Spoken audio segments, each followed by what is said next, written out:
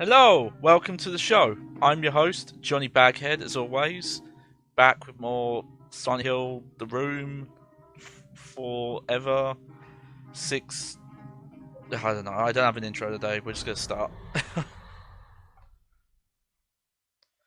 Alright, so we're actually now moving on to the forest world. I don't know how this stream's gonna be, but from what I understand, there is a lot of optional lore dump stuff in this area. I'll have to see how that goes. So what have I got on me? Oh, well, I don't need that stuff anymore.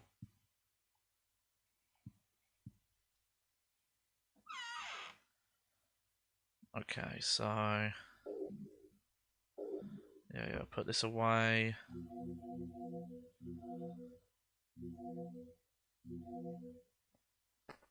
Okay, that's how we're doing on items.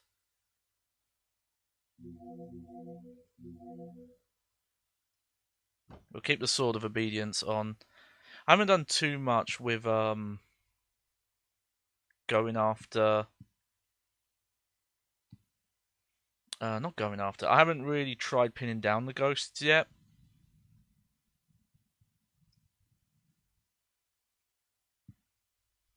So it's such a different mechanic because I don't know if you can really go back for them. I guess in theory, there's nothing stopping you. But I don't know if, for example, here, when we get to the hole, if once we enter the forest world and do stuff there, if you could technically run back into the subway world. I know when you get to this downward spiral area, you can go back a little bit. We'll see. But for a very long time, we haven't fully understood the story. The main thing we know is Walter's killing people. He's able to kill them from this dream world, and he seems to be performing some sort of ritual. Here's Eileen. Excuse me, girl. There we go.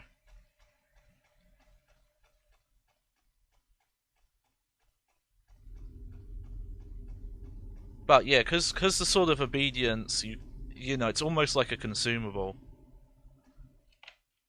It's unlocked. There she is. She have to wait for her. I think actually, if you try and leave that tunnel area, sorry, not tunnel, that spiral area without her, it just won't let you. Could be wrong about that though, but I think that's how that works. We'll see. So here we are, back in the forest, the Hope Wish House, and here's all our memos. So yeah, don't have a real objective yet.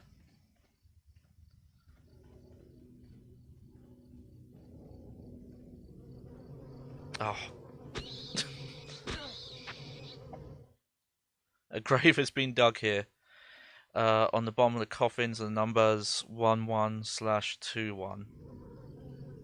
That is actually important. Oh, what the fuck?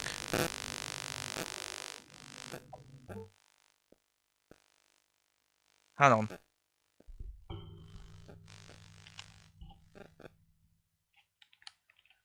Yeah. That happened earlier when I was testing stuff. I don't know what caused that.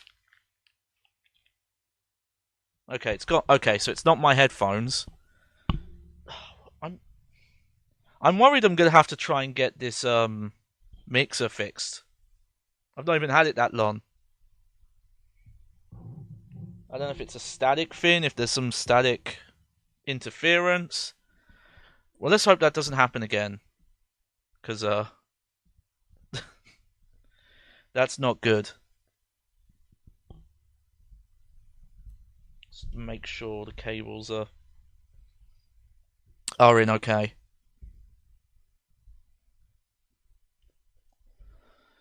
Alright.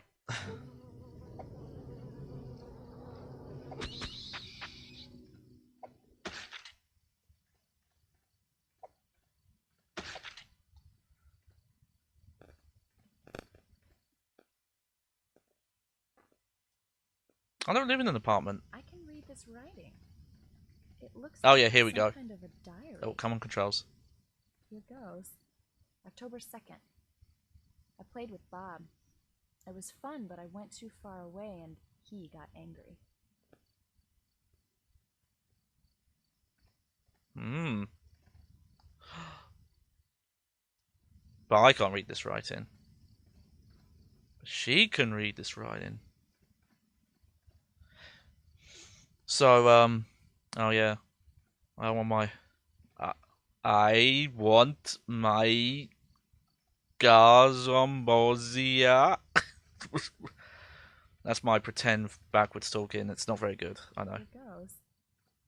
October 3rd. I played with Bob again. I went even further this time.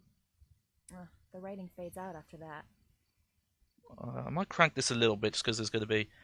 So yeah, this might be a weird stream because there might be a lot of Eileen just reading out loud for us. But that grave specifically is that's Walter's grave.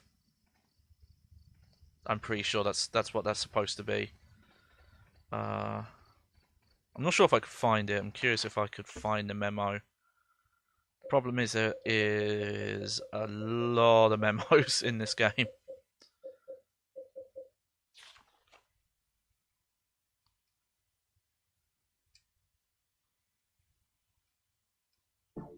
Let's see.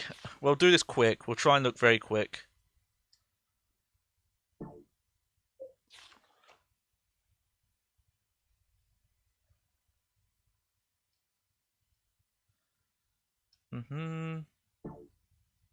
Yeah, he killed himself.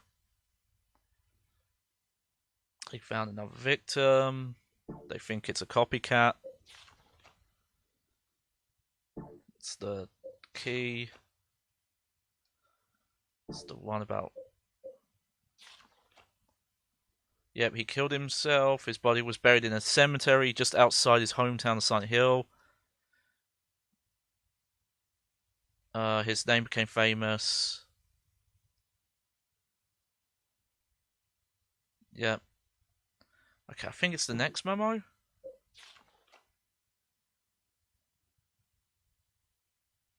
The cemetery, yep. I found Walt Sullivan's grave. I'm still in shock. There was no body in the grave, and on top of that, written on the coffin were the numbers 11 out of 21. There you go. That was what I was looking for.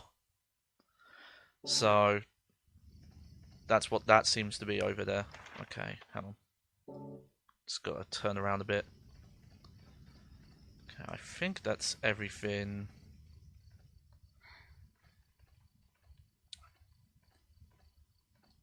Hang on, what are you looking at, Henry?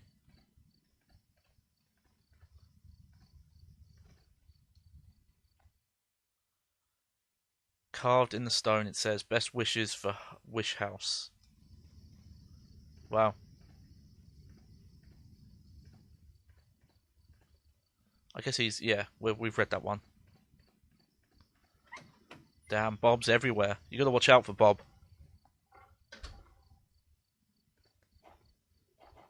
Okay. It's just a straight path for now.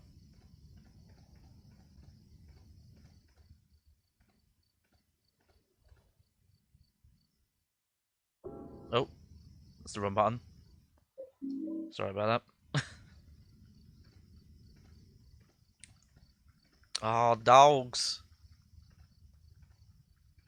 Did she not follow me? Hang on. I don't think she followed me. Come on. We're getting to the really interesting part of the game. Don't fall apart on me now.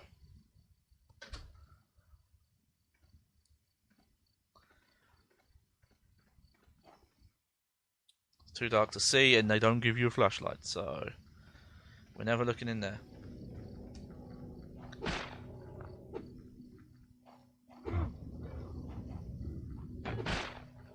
Oh, see that? Team attack.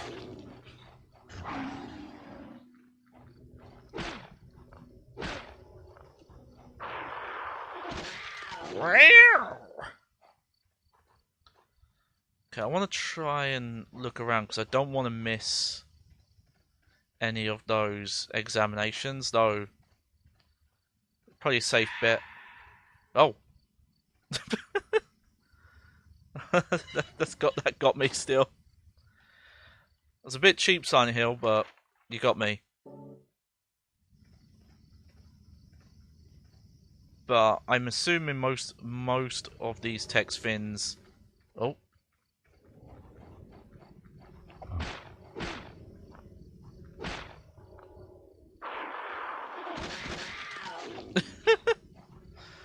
Ah.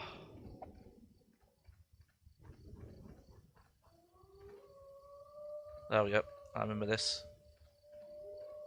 This just makes me think of Metal Gear Solid 1.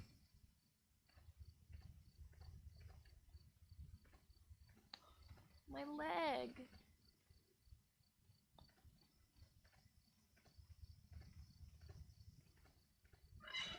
When I hear the wolves, just makes me think of Sniper Wolf. Okay.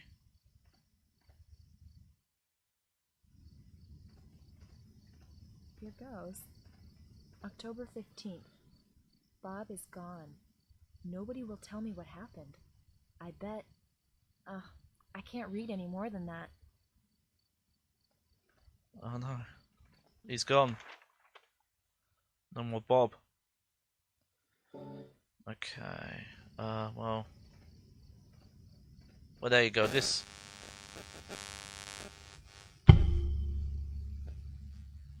Hang on.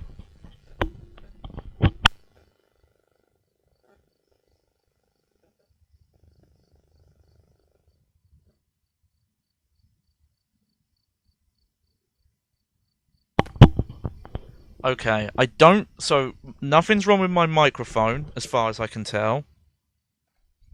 I'm just gonna.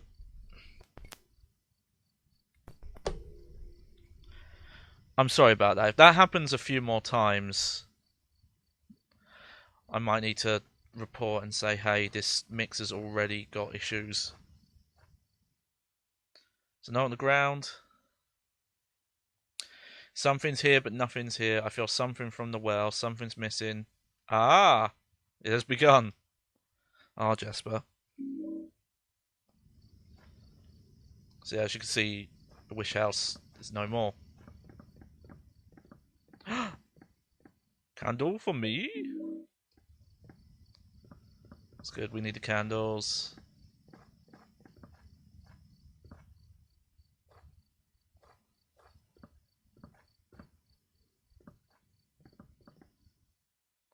Charred doll's body sitting in the wheelchair. There's a message carved into it. Though my body be destroyed, I will not let you pass here. To prepare for the receiver of wisdom, I cut my body into 5 pieces and hid them in the darkness. When my body is once again whole, the path to below will be opened. If you are the receiver of wisdom, you will understand my words. The ritual has begun.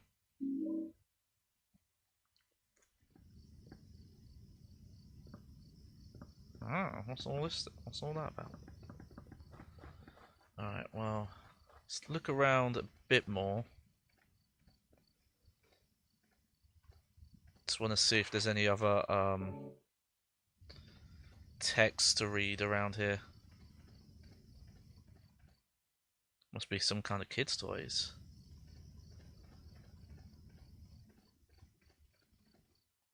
Looks like graffiti drawn by a kid.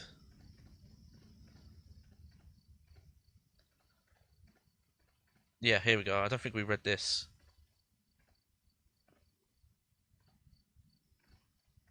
Here goes. October 18th. I have to stay in the round cell even if I read well tomorrow. If I do it, God will be happy, so I will do it. He comes into the round cell a lot to visit, but it's okay, I guess.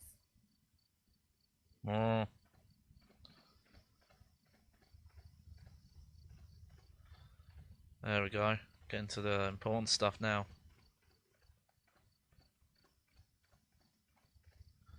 Okay, is that all the text around here? I think that might be. Yeah, okay.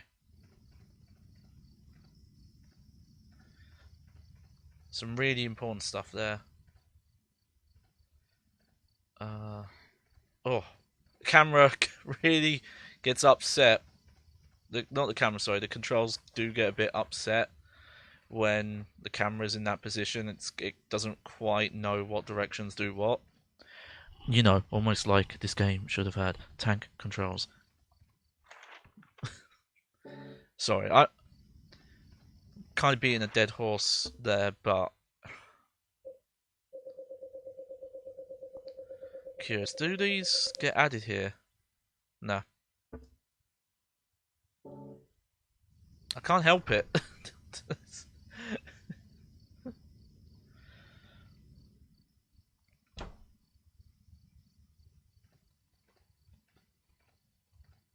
Oh shit.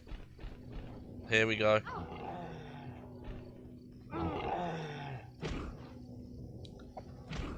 Oh, she's going for it. Oh no, don't get hit, lady. Oh. And these guys don't have a weird audio that's not public domain, like animal noises. Or at least easy recognizable ones. Silent Hill Woods? It's nearby, that's for sure. So it's getting really misty here now.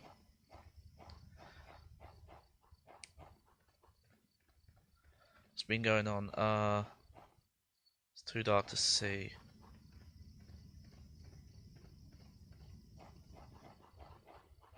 Hope you can actually see in this area. So I know the stream is a little darker than what I see. And it actually is quite foggy right now.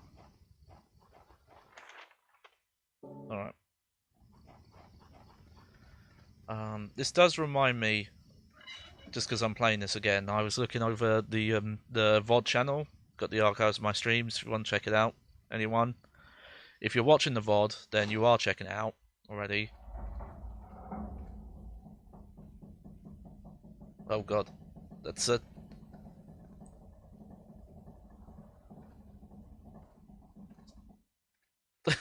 Actually freaked me out for such a mundane sound.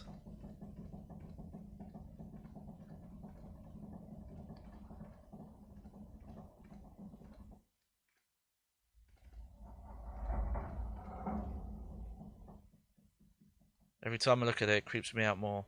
The pickaxe of despair.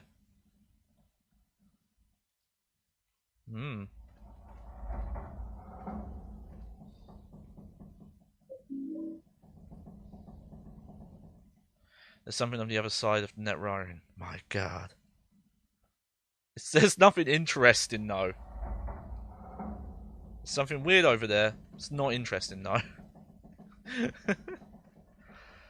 Henry, you're amazing, lad. But yeah, and there's someone commenting on some of the VODs for the Silent Hill 3 playthrough, and something they were mentioning that I found really interesting and kind of funny is some of the bugs that I've seen in the HD, in certain HD playthroughs, they didn't run into. And I don't know what the explanation for this is, but through like talking to people, Oh, that's really going to bother me if that's going to keep happening.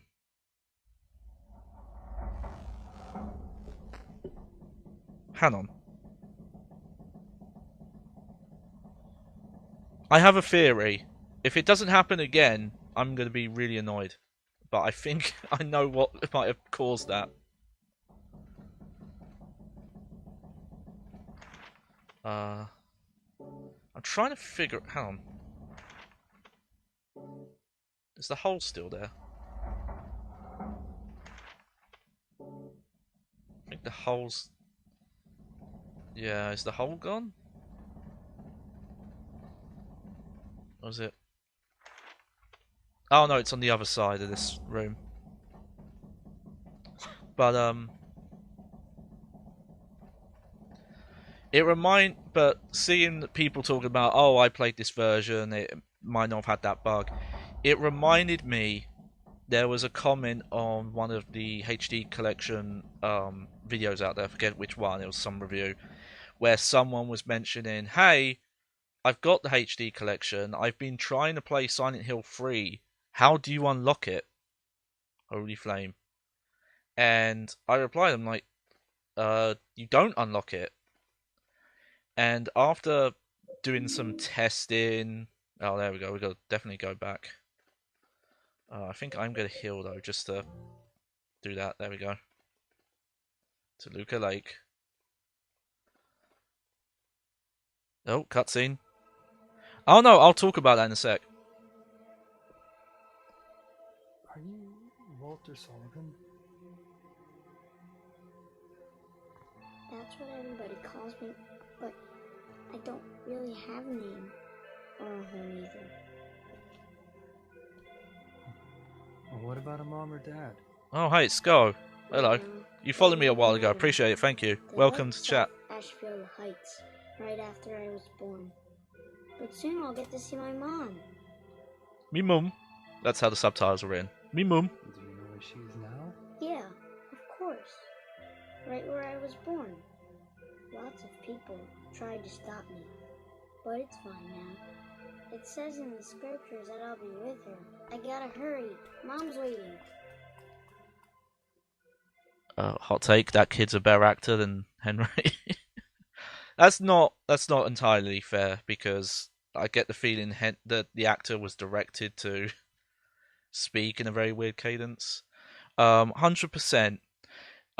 So though I'm not going into this game completely new, I used to watch my sisters play this. This is the first full playthrough I've ever done. It's about 10 inches in diameter. The main thing I'm aiming for is I am trying to get the best possible ending.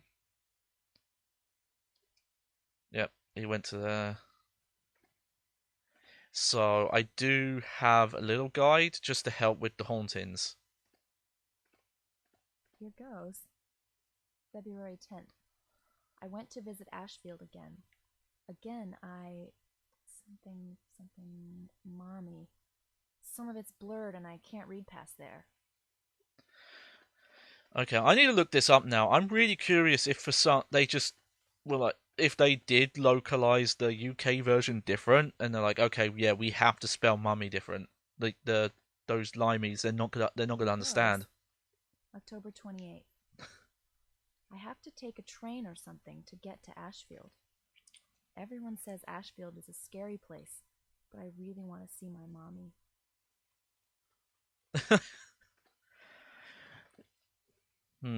Okay, I'm definitely gonna look that up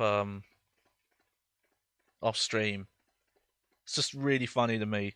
They it's a minor change. I have to pay attention. I have to see if there's any other words that are spelt different. Okay, going back. So to finish that story, so this person I was talking to in his YouTube comments mentioned, yeah, I'm unable to select Silent Hill 3 on the main menu when you start up the HD collection. For some reason you just cannot select the second game. And I mentioned it's like, no, there's no unlocking that you can play them in whatever order. And funny enough, I don't ask me why, but they had multiple copies, like disc copies specifically. I think they were playing them on PlayStation 3, and the bug was only on one specific disc they had. They had two discs. One of them you could select it, and the other one you couldn't, on the same console. So somehow there are bugs that are specific to a certain manufacturer print of the disc. Because how else do you explain it? You know? Oh, we got a new note. Okay. I have to admit, you don't really see it on stream, but I always do get nervous coming back here now because I don't know what to expect anymore. Okay, put that away. Put the candle away. This away.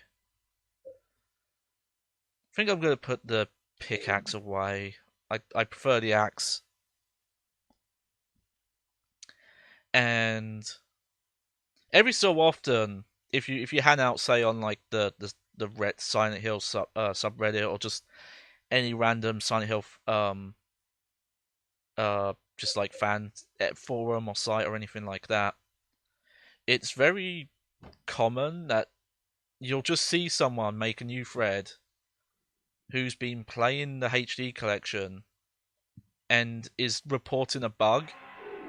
Oh god.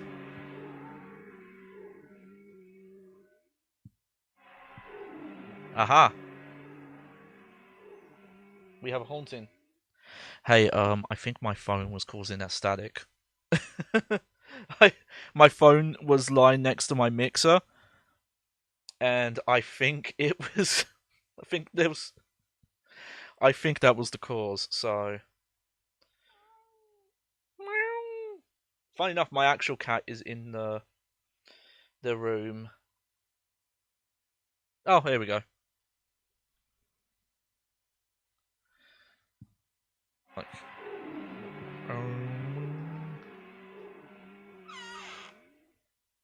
okay, let me get my candle out. Don't. Hey, my cat does not need help having her eyes closed. She's really good at it.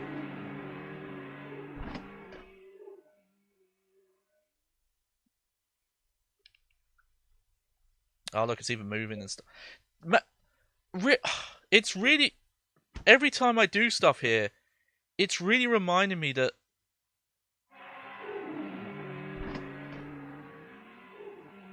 There we go. So much of this game is in PT. I really didn't realize it at the time. That's basically like the fetus in the sink.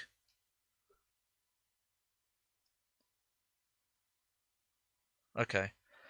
My theory is that Walter never died in the prison. It may have been someone else who committed suicide.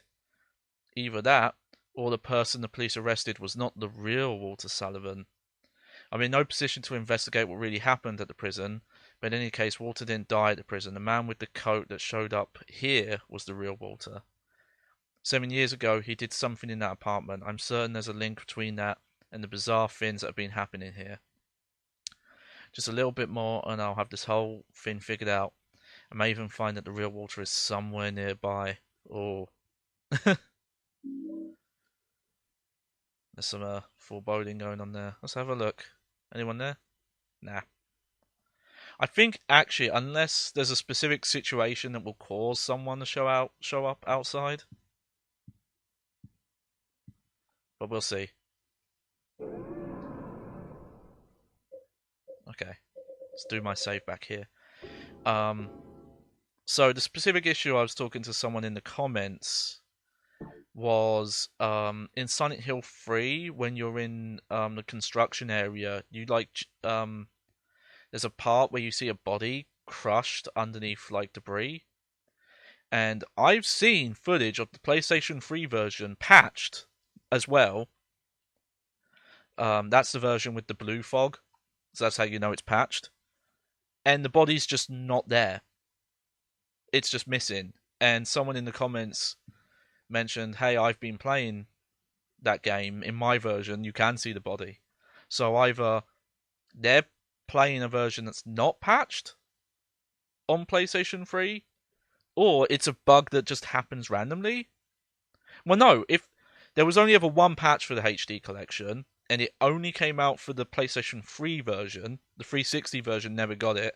That includes the 360 version that's backwards compatible on Xbox One. That's not an updated version, it's just the game emulated, but using better hardware, so a lot of the performance and optimization bugs, like you can kind of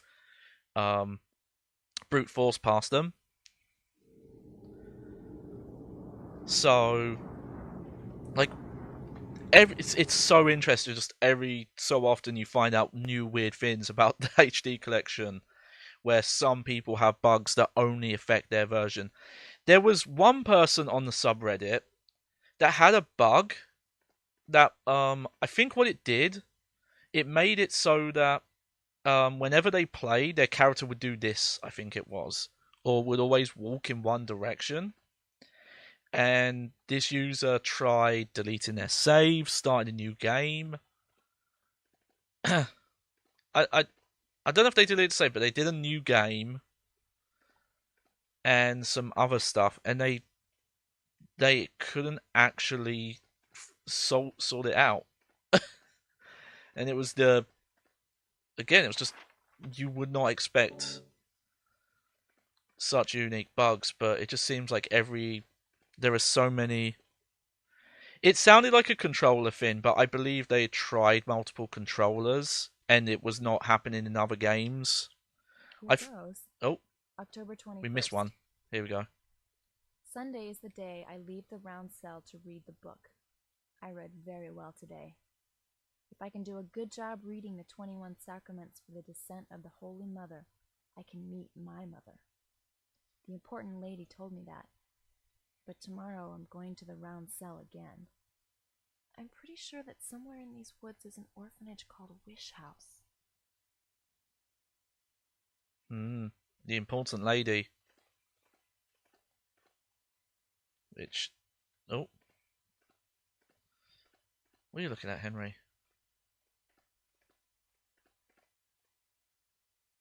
Just the same thing, yeah? Okay. Like I said, I'm really hoping not to miss any of those. Okay, there wasn't a problem with my mixer. I've just got a... it's...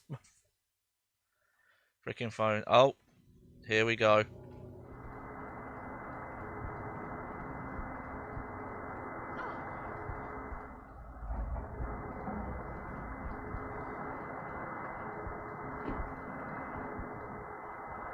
Come on, Eileen. Come on.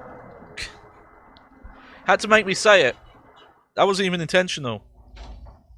Damn it.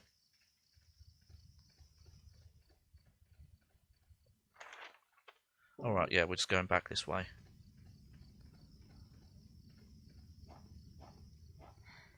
What's this? Oh, yeah, it's the twin victims. I was a bit confused. I thought it was just a big sack on the floor. So those potatoes? What's going on?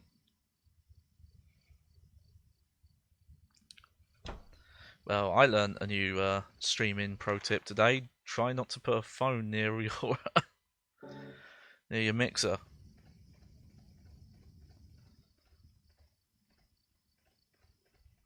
Okay, well, we haven't found any doll parts yet. Just got this medallion.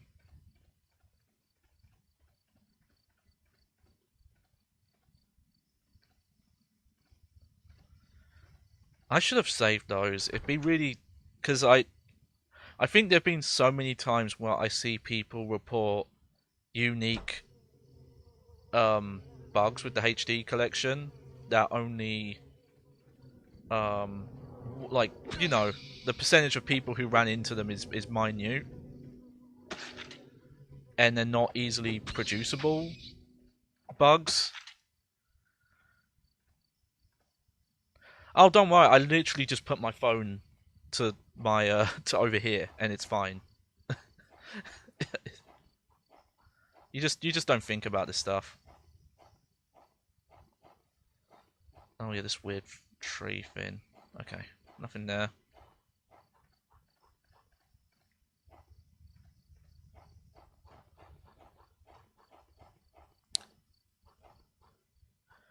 Should get HD and try and break it. The thing is, the rarity of Silent Hill games, as well as the poor sales of all the really bad ones, even like the slightly okay ones, has actually made the value of them go up quite a lot. I forget it's a very minor thing, but my copy of Silent Hill 3 is actually missing the manual, and I'm hoping someone will one day just be selling the manual on eBay. And my saved search email notification is it's really annoying because it just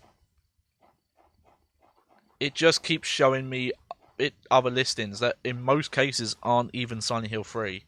So I don't know why they're coming up in a saved search. Maybe there's something in the eBay setting where you can set it where it's like it has to have this exact phrase. But I got an email recently and someone was selling a copy of Origins, the PlayStation 2 version, and it was over £100. I don't know if that's actually what it's worth, but that's not.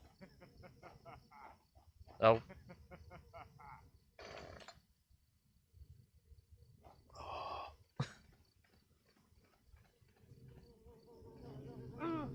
Alright, it's getting real.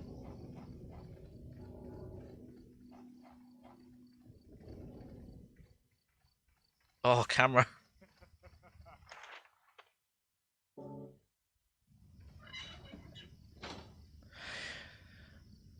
Yeah, for some reason. Okay, so first off, with most PAL stuff, they actually tend to be cheaper than NST ones, even if there's not really any downsides to the PAL versions.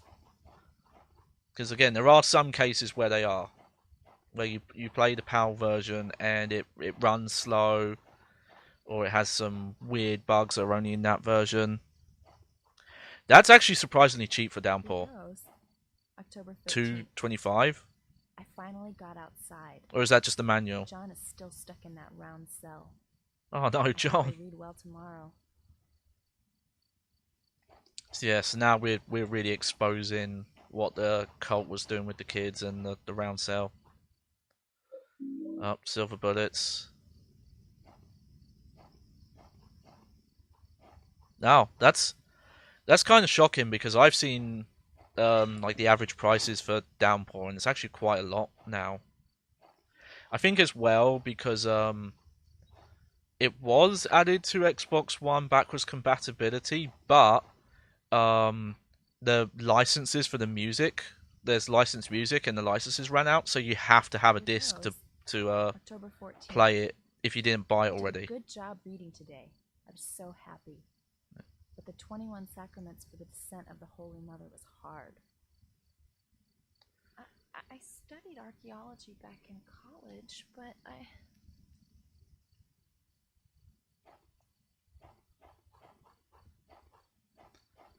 Can you read both of these, or was this the same one?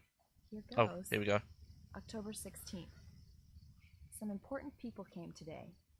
One of them, it's cut off. I can't read anymore.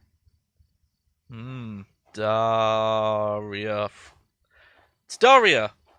Oh, actually, that's probably too old a reference for Twitch. The fuck's Daria, anyways? Here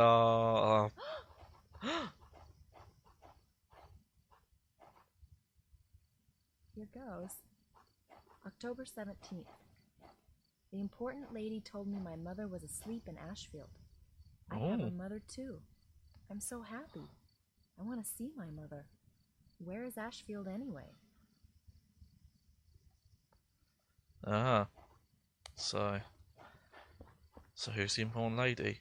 We know who the important lady is because we discussed it a bit. I think there is a there's one of these you read later that just straight up says the name. Okay, so we've got this far. Yeah, I should probably go back in, put my stuff away. Did I get another candle? No. Okay. Enter the hole. I don't know how I would do it, but that might be a random one off stream and just talk about what it's like collecting and buying video games these days, because the market's changed so much since 2020 when the pandemic just started fucking up the prices and the values just shot up for everything. Some of those prices you've looked at are like pretty good because yeah, they normally those. Oh shit! Ew. Well, okay, let's quickly look. I think I need a candle for this. Hang on. Cat, you're getting hair all over my phone. Wall cracks. It's probably most common, tends to reappear. It occurs in both your living. Ah, here we go. Equip a saint medallion and stand in its radius. Okay. Finally.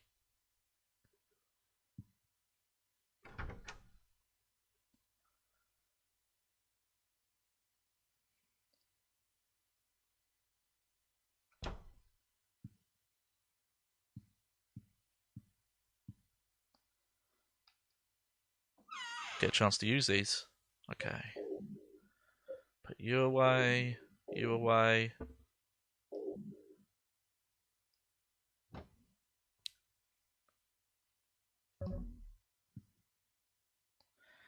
The bad feeling is getting weaker. It must be this medallion.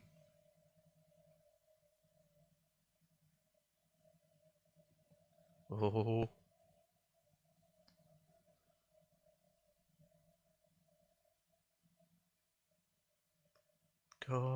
Go away.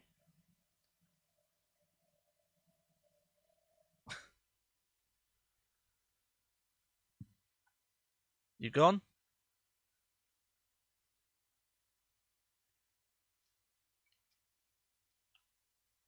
Is that good enough? There's still little bits. Oh. There we go. And that's how you get rid of mold on a concrete wall.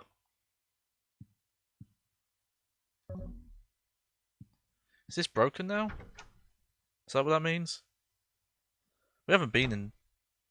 Yeah, here's the bathroom. We haven't been in here in a while. We had a little accident in here.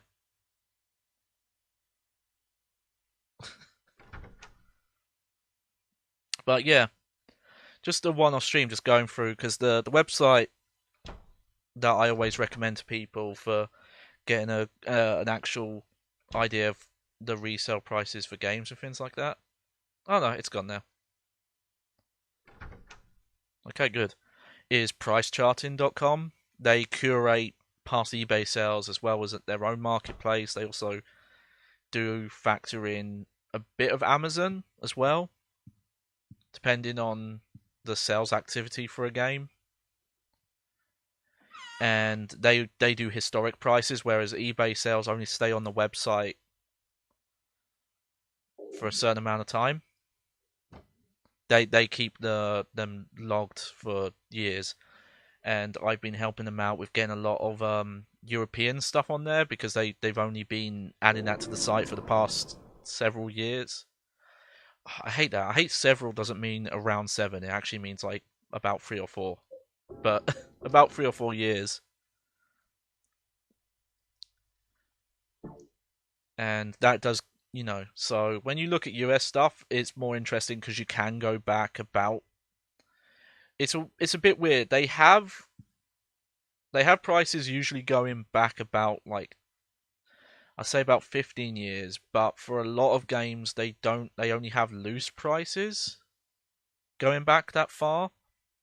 and they're like complete in box and new. They're like their variant prices you only started to see in around 2013, 14.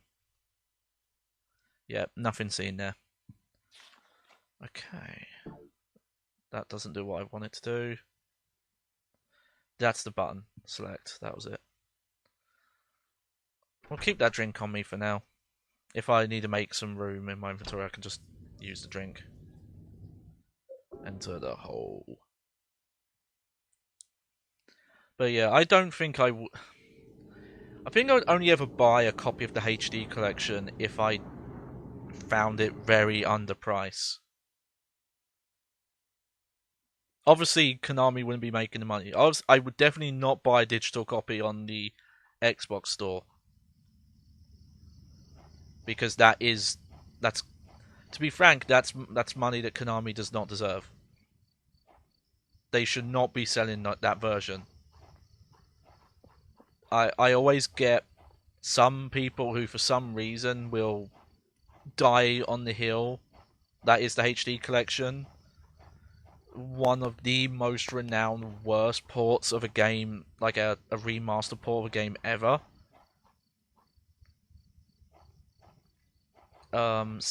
Some people have argued that the Grand Theft Auto Definitive Edition trilogy is worse. I'd actually argue that's not as bad because most of its issues are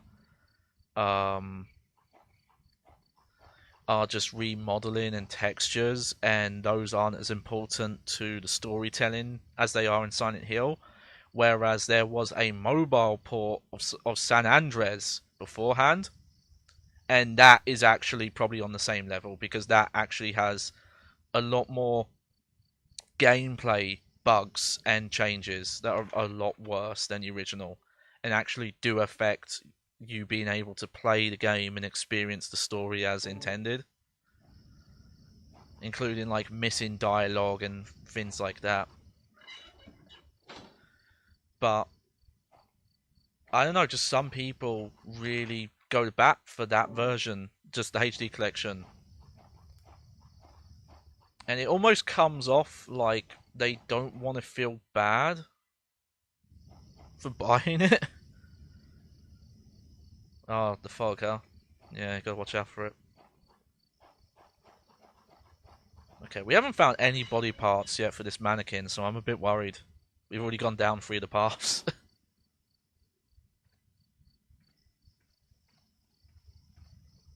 And apparently Walter's just gonna hang out in this room with his chainsaw.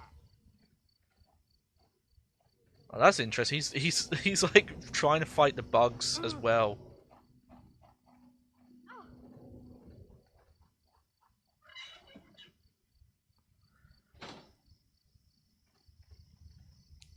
Okay. Yep, one more.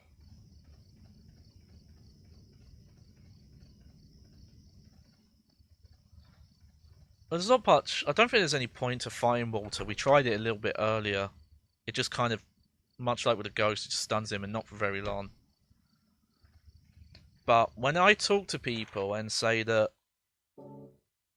the Silent Hill HD collection fundamentally changes parts of the storytelling, because, you know, the storytelling in those games is environmental storytelling. Oh. There's a chain here. Got a chain.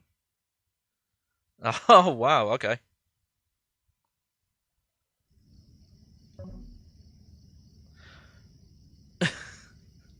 Now she's just Ghost Rider. Or she's Kratos. Ah, and it makes a sound as well.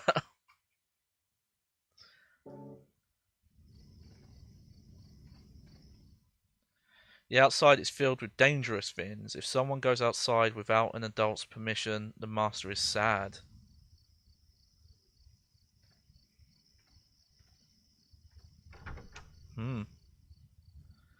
But that's whatever. I have to say it's my opinion, but I don't think it is, because what changes there are. Oh god. Oh. Oh no! I didn't mean to. I've never heard her say that. She was like, "Oh no," she sounded like Knuckles.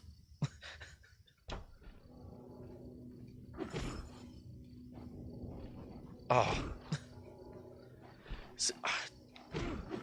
people think the camera stuff in Silent Hill 1 and 1, 2, 3 is bad. It's like, no, it isn't. This is what a bad camera is. Because they didn't put it on rails in specific areas.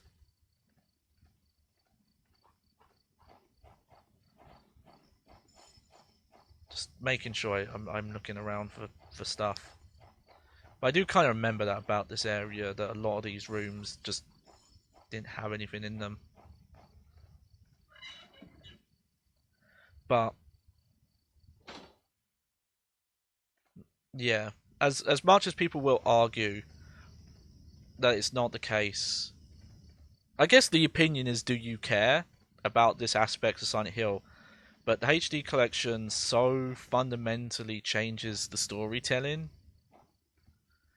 either because of, you know, changes to how the voice acting sounds, or dialogue that's missing, or visual effects, things you're not supposed to see. Oh, what the fuck is that? Is that part of the mannequin? I don't know what these are.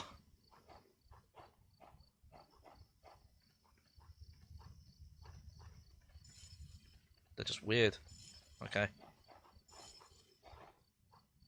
Oh, yeah, it's just like weird body in cages. That's very Silent Hill, admittedly. I find there actually is a lot of designs in this game that do look like Silent Hill monsters, but they're not actually monsters, if that you know. Like, a lot of the environmental stuff looks like it fits in. Oh shit. Here we go.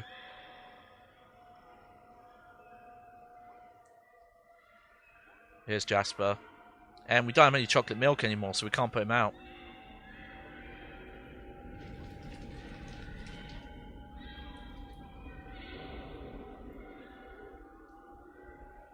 So with the HD collection, why I insist it is the worst remaster, because it makes those changes to the story. It's not the same game. It's not the same experience. Anyone who's playing it's not going through the same thing as people who had the original versions. So it doesn't matter if you don't care. Oh god, those sounds he's making.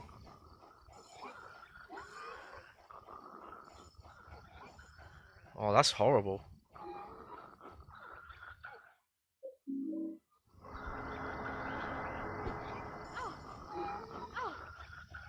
Get away from him, Eileen. I might... Hang on, I'm gonna... Oh. I have to wait for her. Here, take the chain off for now.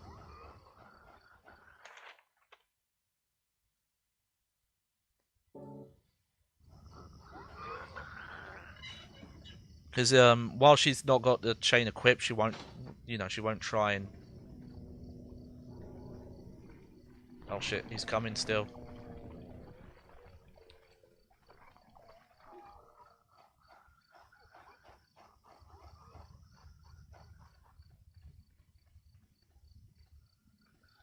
This might actually be an area that I might use the Sword of Obedience. Because yeah, he's following us like quite a lot. And I think there's more to examine. We'll see. Oh, I went the wrong way. Typical. So, you know, that's my position, that because those aren't the same versions of the game, it doesn't matter if you don't think the changes are that bad, or you played through the game and you didn't happen to run into many bugs and all that kind of thing.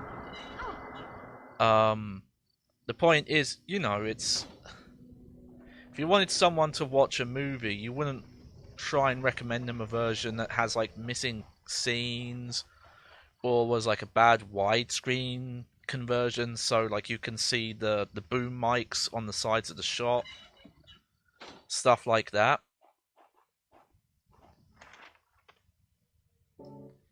And usually people's defense is usually just to be is almost like Silent Hill isn't as good as you think it is, so those things don't matter. Is the defense I typically see. Or people won't notice if they've not seen it before. It's like, okay. What does that even mean? That's not a point. It's just a statement that's true. And not even completely true, because some of the issues are so bad that, yes. Oh. I wish he was... It's a minor complaint. I wish he was making a burning sound.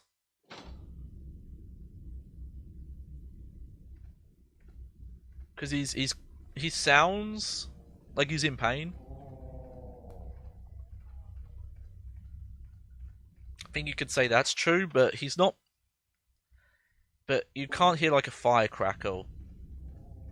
But it's not that bad of a change, because you know, maybe it's supposed to be a bit ethereal. Oh dear. Oh, this is a really bad room, this one.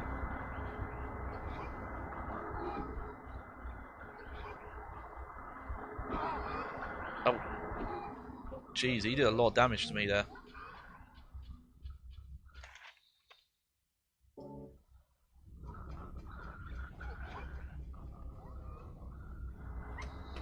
Okay, hopefully she follows me.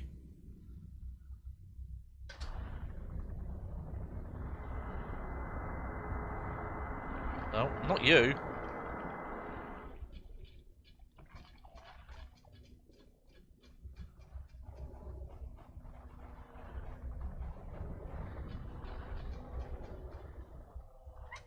Those weird tentacles.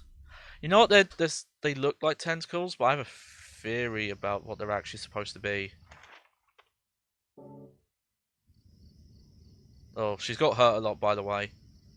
I forgot to mention that when she's taken a lot of hits, she starts to look like this. But I think if I keep her out of harm's way for a bit, she'll recover.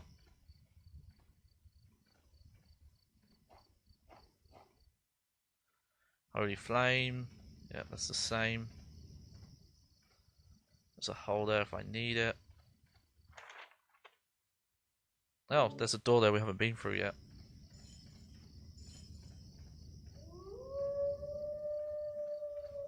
Still walls around. Mommy. Oh, yeah. That's her being possessed. That's I was looking up another guide that was talking about the possessions in the house, and for some reason they were listing stuff Eileen will do when she's damaged, she becomes possessed, and it's like, but that's, you can't change that stuff. That's not related to the endings. Okay. It's a bit weird. I know there's a puzzle with... Oh dear. Oh, it's a monkey man. Come here, monkey man.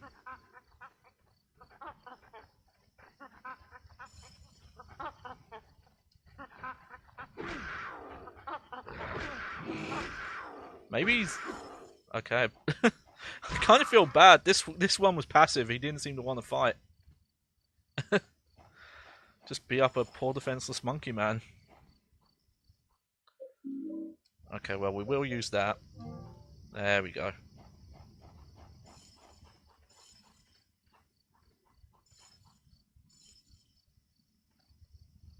There we go. Can you read these for me?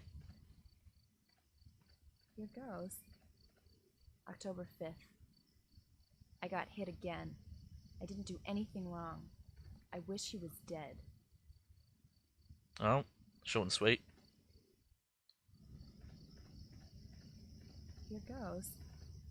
October 4th. My cheek hurts. I hate him. Who's this him, huh? Said that band from Finland. It's a fucking lame joke. It's so bad.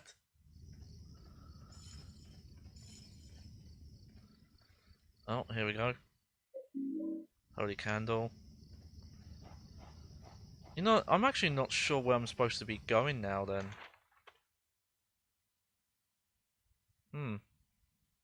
Okay, I've been everywhere. And I have this medallion. I don't know what it's for.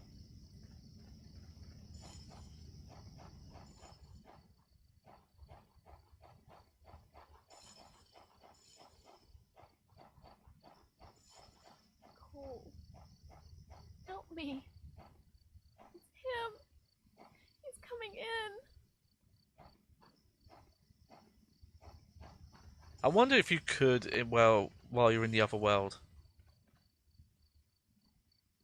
Yeah. I think you're supposed to find mannequin pieces, but there was a mention of looking in the wells,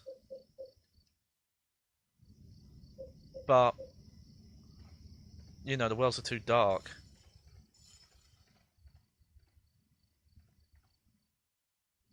Oh, there's more writing here. Here goes. October 6th. Tomorrow is book study in the chapel. If I can't read well, I'll wind up like John. I'm really scared. Oh no.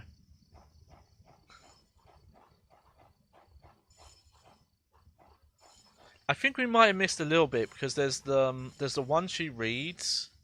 Henry, you're going too fast. My bad. Okay. Yeah, I think we've explored around this area as much as we can. It's a cliff. I can't go forward here. Well, it's helpful. Yeah, I'm actually trying to think of how many more streams this is going to be, and it might be quite a bit because yeah, they do make you do a lot more in these areas on the second time through.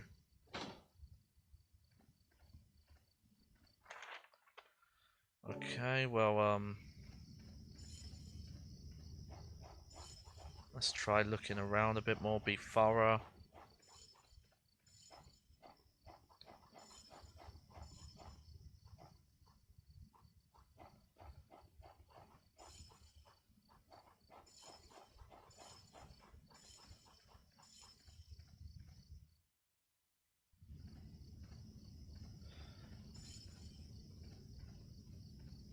But presumably there's somewhere to use that insignia. I wonder where you use it though. Okay, one sec, I just need to check.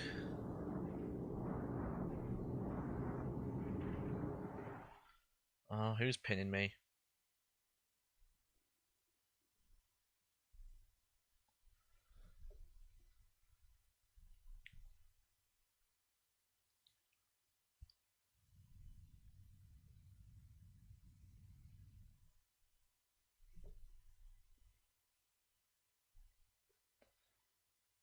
Let's have a look around.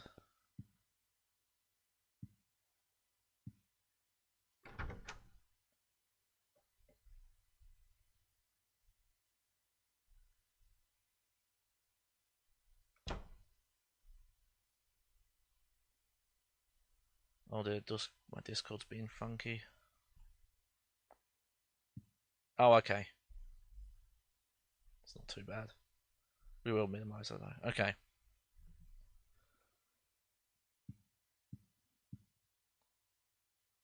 Anything going on here? Okay, no.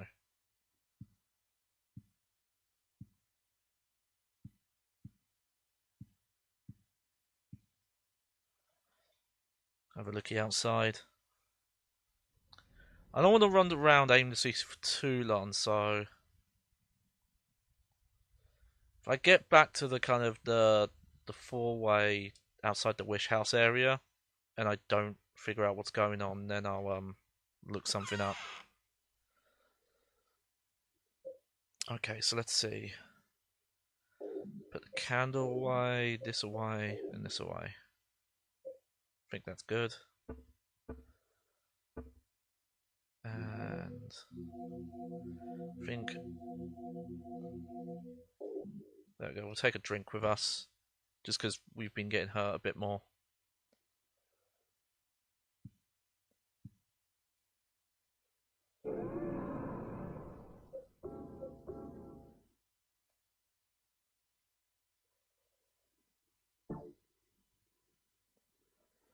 Alright, well, back in.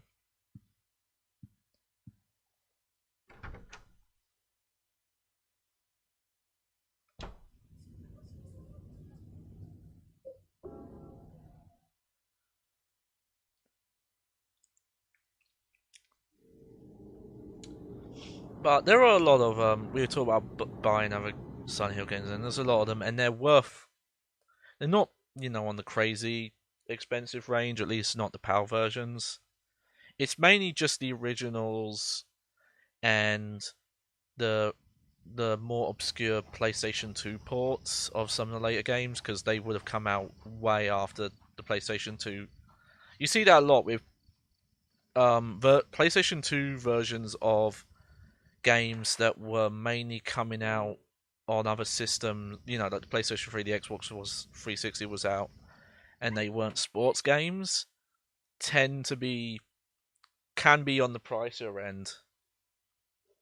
And that's especially true for the Silent Hill Origins and what was the other one? Oh, Shattered Memories.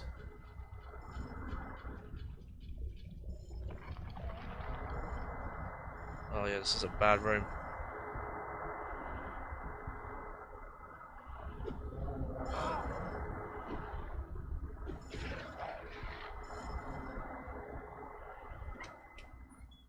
Did she follow? Did she follow?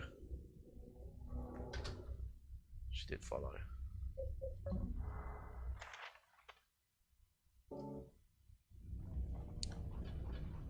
Hang on. I actually might know what to do.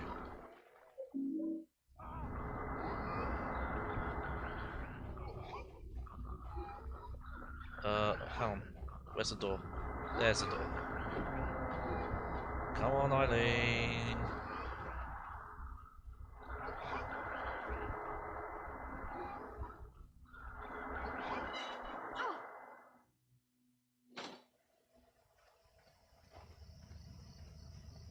Good. She did follow me.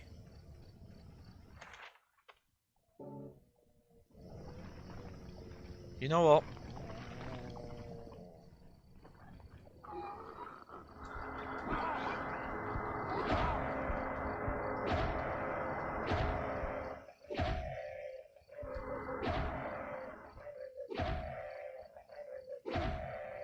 Come on.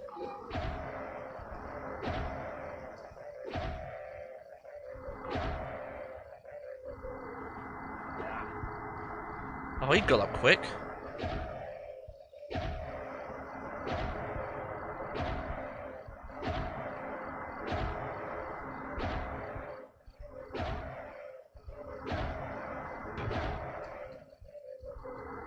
Come on. Why didn't he use it? Well, that's our first game over in a while. I was trying to pin him down.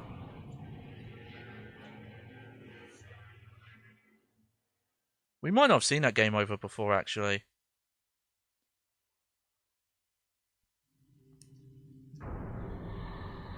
I guess I was taking damage and I didn't realise it, but it didn't look like I was getting hit.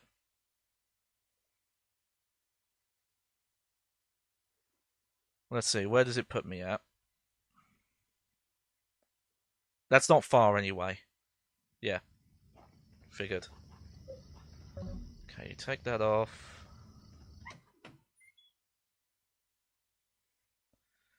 Well, I could knock him down, but he was getting up instantly, and I was hoping to pin him down.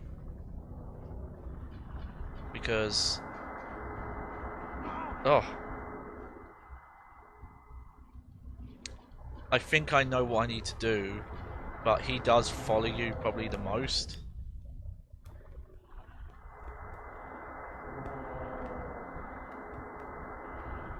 Why are you just standing there? There you go.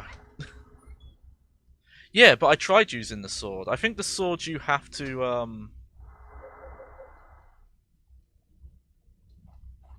How do you use the sword?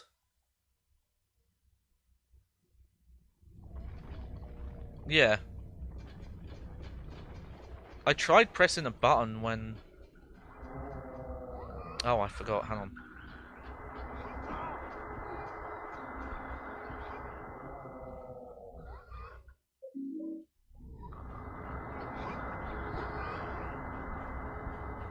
Yeah, see, this is a good situation not to equip her with the chain.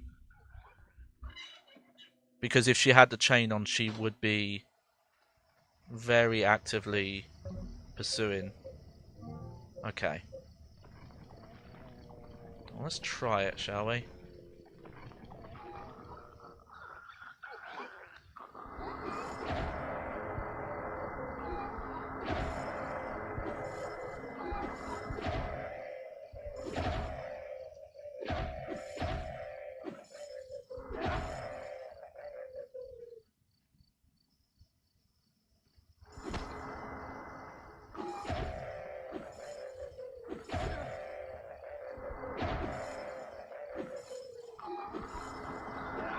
That missed?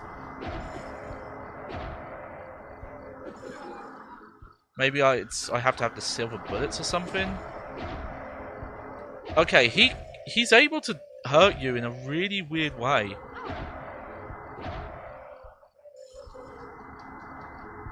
Yeah, it's just... Okay. It's just not working for some reason. He just gets up instantly. Maybe he just can't be pinned? Oh no!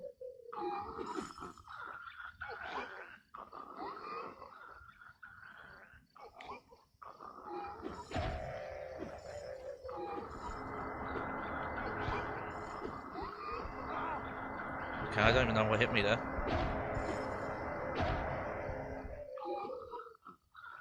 We'll try this a little bit more.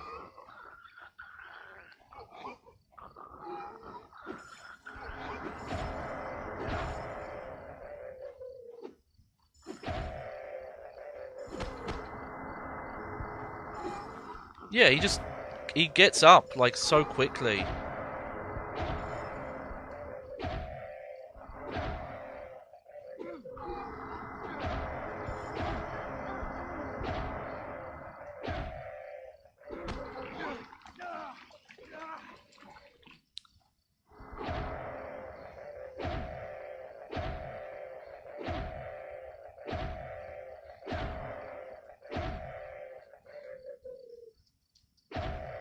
Come on, use the sword. Use it. There we go. Oh, he just has a crazy amount of health.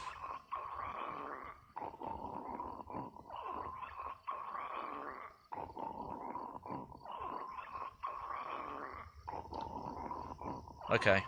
Also, sorry, Eileen. I know you got really messed up there. I don't remember if you read this one. October 1. Aha. He told me to write whatever.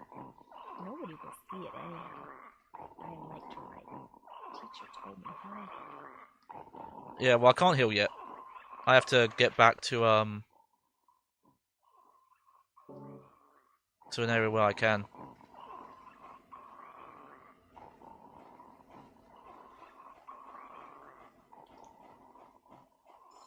But that's good because he's in this area. He's like the main, this section of the forest. He's the main one following me. And well, he can't now.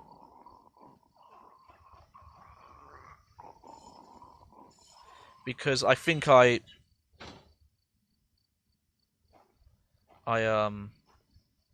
think this is somewhere around here is where we use the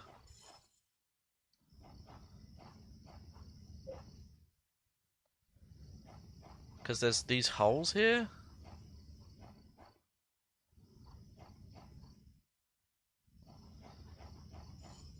Well, at least that makes coming back to this area easier.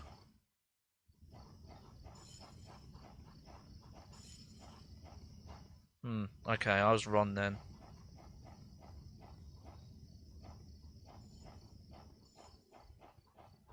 What am I supposed to do here?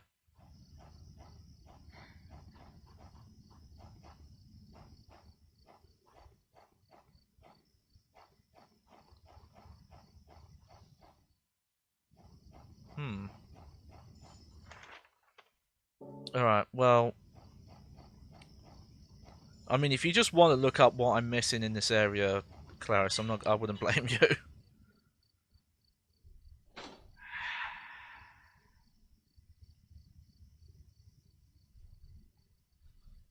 So I'm starting to get stumped here.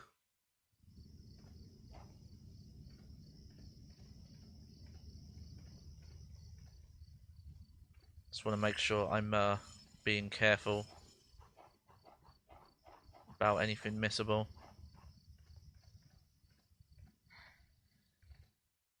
Yep.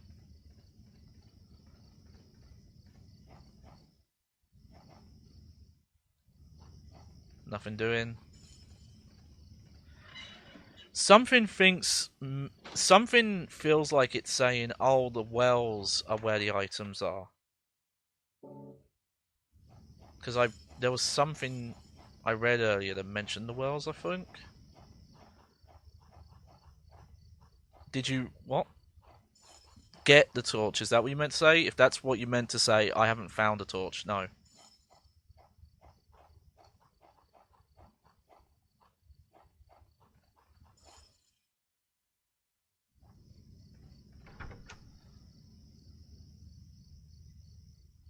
But I figured that was the puzzle.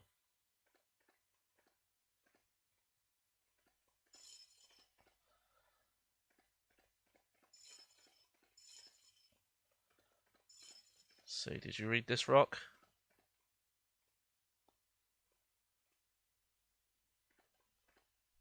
March 17. Oh yeah, I missed some of went to these. Ashfield again. It was my 4th time. Just like before, I didn't see Mommy. The city is scary, and the apartment where Mommy is has a scary guy in it. If I can just read the 21 sacraments for the Holy Mother thing, I can be with her. I'm surprised I missed some of these. I wonder if these actually appear... Oh, sorry, go. If these appear, like, as you do stuff here. I think the implication that some of the early one, you're finding some that have more spelling mistakes and grammatical mistakes is he wrote them when he was younger. Yep. In the northwest corner, you'll find a torch light. Ah, okay.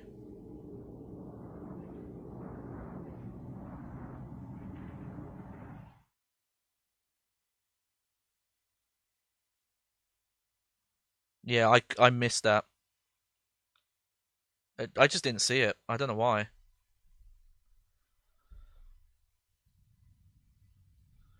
Oh, why am I getting pinned? I better check this. This might be important.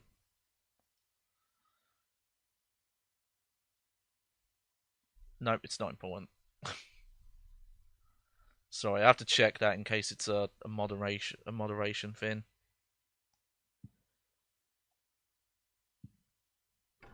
And it wasn't.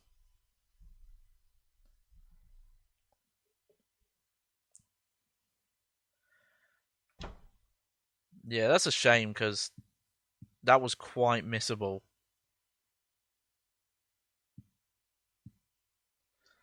Okay. No, we haven't found a dull piece at all.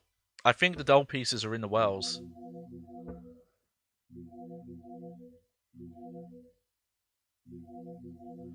Okay, I think I'm gonna take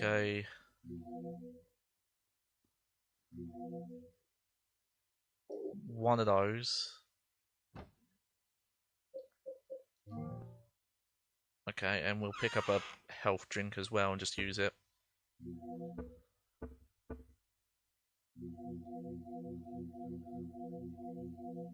There we go. Yeah, yeah. Which I could put away now that I have a candle, but I kind of want to wait until I have a few candles, like 1 or 2 or 3.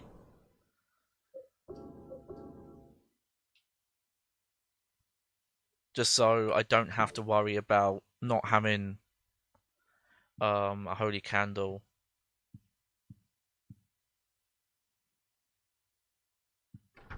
Yeah, yeah. I figured that was the puzzle. It was just, you know, I missed the item and there wasn't really an indication where it was. That's a shame. Okay, we'll skip that. But we can double check and see if we missed any of these notes for Eileen to read. And I think they're pretty much only around this forest area that she does this. Yeah, we're going to the start area.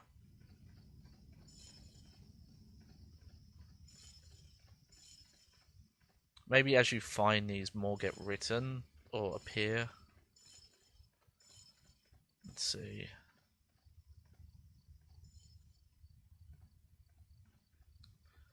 It's a shame these don't get logged somewhere because these are really important.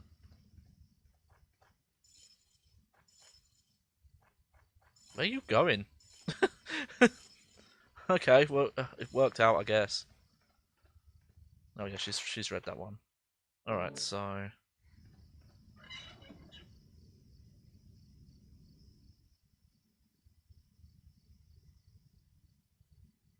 here we go. I'm glad I took care of Jesper though, because he, when you get to that the top right area there, he seems to follow you in pretty much all the rooms.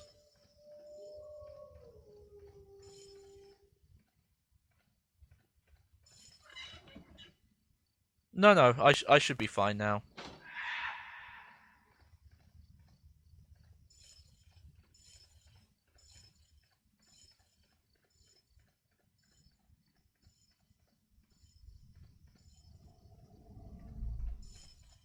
Oof, weird noises still.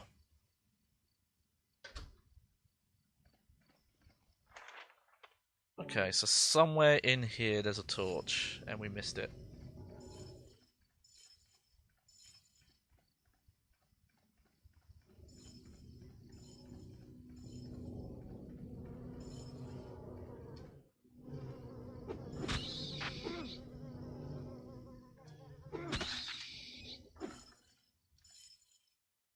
Nope, that's not what I'm trying to do. Oh wow, that chain is good. Okay, so there's a torch around here somewhere. You can tell why I missed it.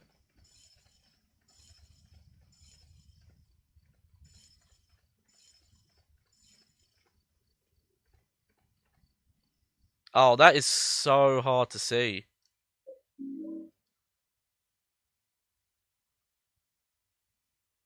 Soak the torch in oil to make it last even longer. Hmm.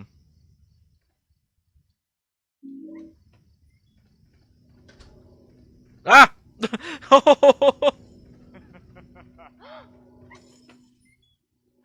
That was... He made such a casual noise coming through the door. Ah, this is a new... Yeah, he's following me now. The person's head is looking this way. Got the doll's head.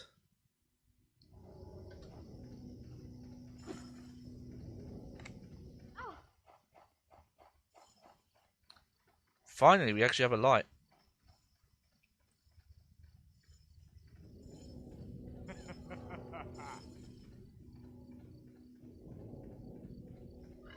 I wonder how far he follows. Well, yeah, the swords don't work on him. I figured that. Yeah, see, I think this is why I still think this game has a lot more going for it. Like, despite its issues. Because this is such a different concept for Silent Hill. Of having this presence that just follows you.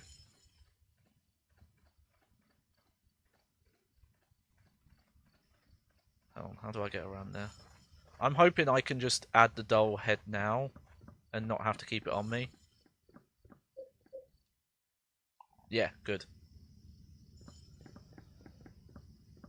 Okay. Well, let's check the upper path again. That's really annoying. I just missed the torch. Like I'd be real. I'm not gonna sugarcoat this game and not talk about its issues just because it was the last Team Silent game. But it's putting it in a corner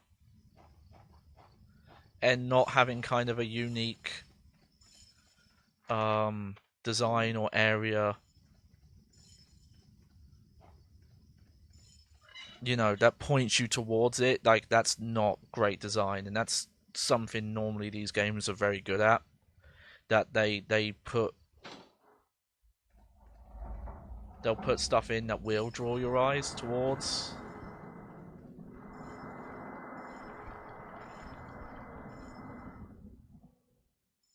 Okay, we'll look there. Wish house. Okay.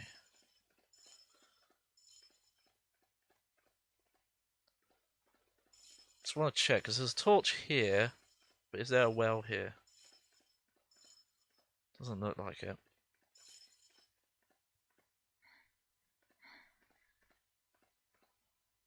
But we'll light the torch anyway. I wonder what that thing about soaking it in oil was about. That makes me think that kind of somewhere in that, like, the factory area. There's a memo in the apartment too, and something for the torch.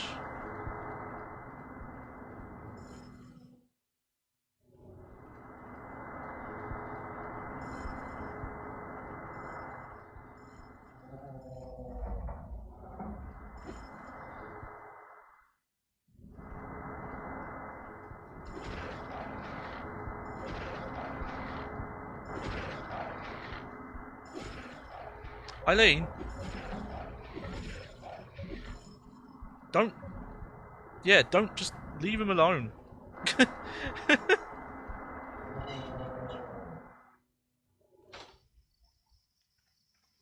Well, there's a torch there, but... Ah, because there's a well here.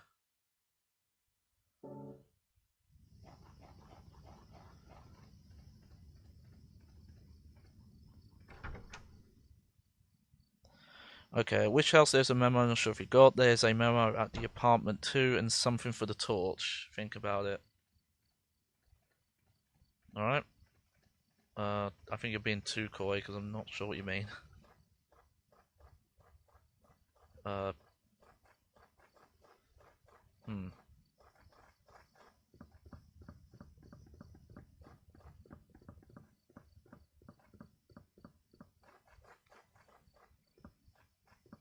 Yeah. Well, we just went past one. If there's a memo in the Wish House area, I'm not sure where it is. You might have to be more specific.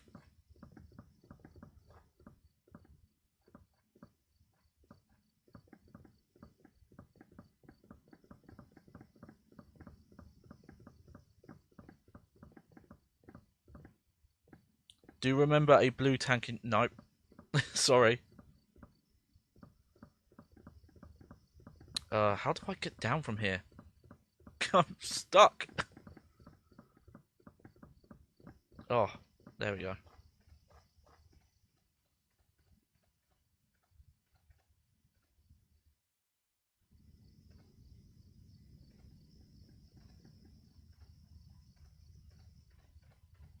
Even Eileen is stuck.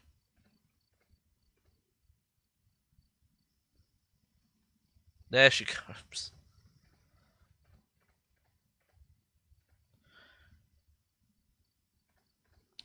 Okay. Well, let's go back then.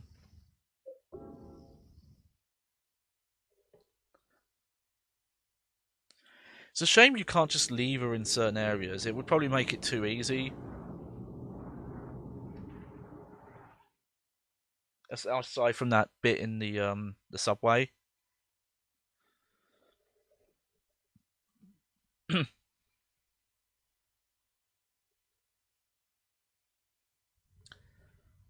Alright, well, I'll take your word for it. Let me check. I might have found that though, because I did find a burned memo. Yeah, this one. Yeah, we got that. Oh, we got another haunting.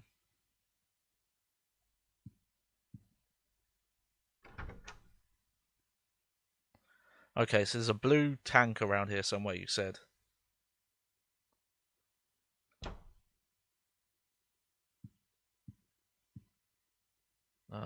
Let's see. Well, while we're here, I'll.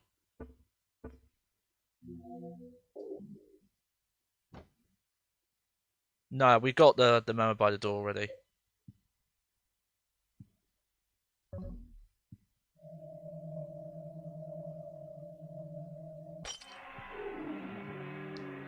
Oh, you broke it.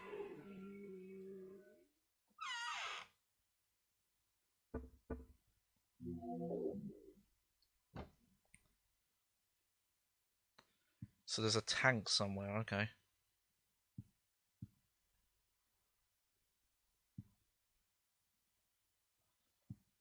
Oh, okay. You know what? I think I actually know what you're on about.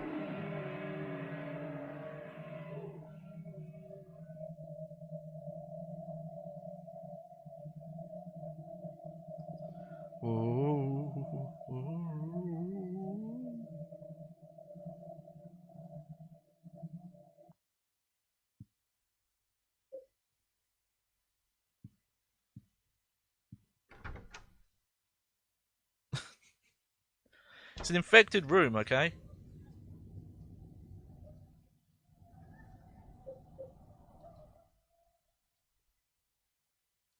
There we go.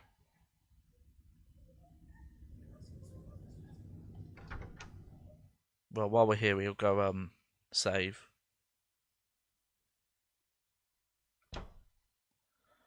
Hoping it's still gonna have some sort of weird mechanic where I have to like keep coming back.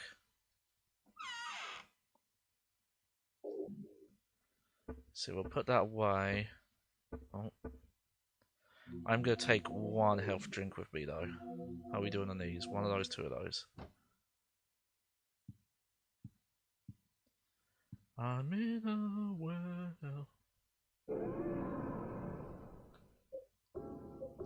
I did not think. I knew about reading all the inscriptions. I did not know that a lot of this area was checking wells. I'm trying to, I have to take it in because it's my first time doing this, playing it myself and seeing it all the way through, and trying to think how I feel about coming back to the areas. And I'm not entirely against it. I remember hearing it like it was worse than it is, and it doesn't seem as bad as people made it out to be. But I think that's maybe because you just get through the areas so quick the first time around. I think the bigger problem, it would have been nice if they did change the areas up. If it was like, oh, this door was locked the first time, whereas it's open this time. Like, that kind of stuff would have really helped. But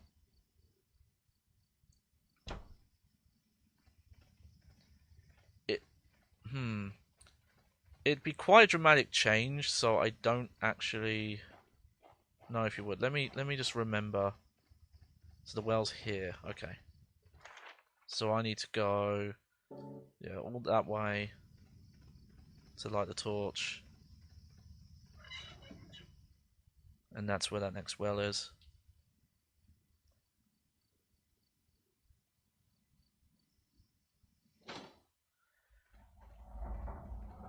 Because it still fits a bit of that classic Silent Hill design of, you do backtrack through areas and look through them again. But it's obviously with the narrative, it wouldn't have made much sense. But you could have gone through the area the first time and also have done this puzzle after doing the Jesper stuff. Yeah, I want to make sure you were coming with me.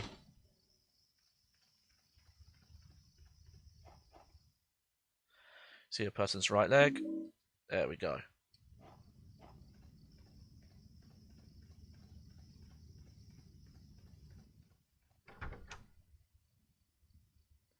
But again, but at the same time, it not having to do all, if you did have to play this area and then the revisit back to back, you probably would get burnt out on it really quick. So maybe it's actually it's not as, it works out maybe a bit better because you probably, having to redo the area stuff that quickly. This has taken me a little longer because of the whole missing the torch, and I think that's a pain. But I think that's more just an issue of they didn't place the torch in an area that's obvious to see it. Right, where are you? Come on. There you are.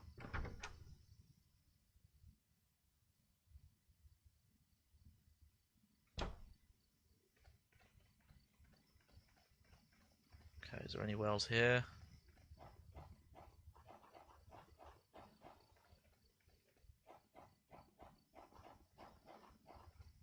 Considering how important the wells are, you figured they would put them on the map, but they don't.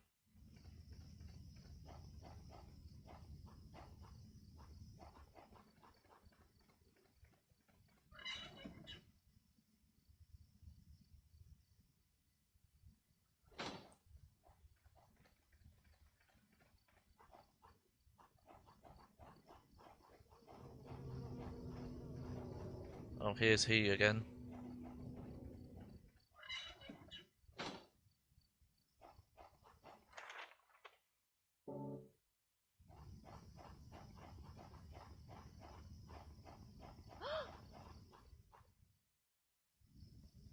Did we read this one, Eileen? Yeah, we must have.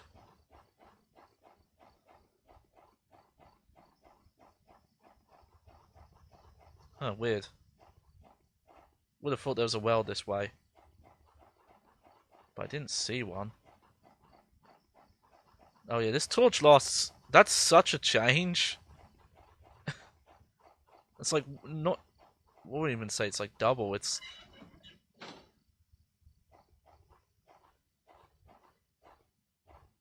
It's lasting like a substantially longer time.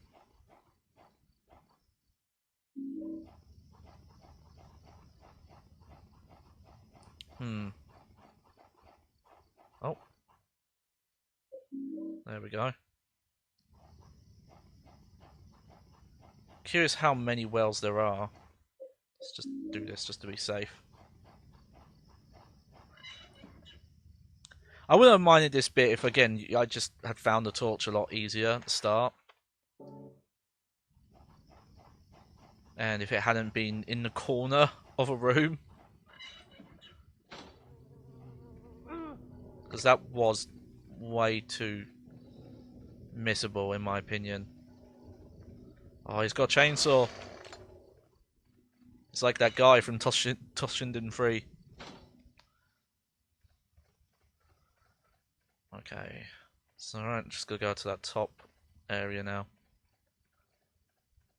And hopefully that area's not too bad. Yeah, I figured it was going to be 5 parts. And I think we've done 3 so far, so there's going to be 2 wells in that top area. Which that fits, because that's the biggest one. It's got the longest amount, it goes the furthest. There we go.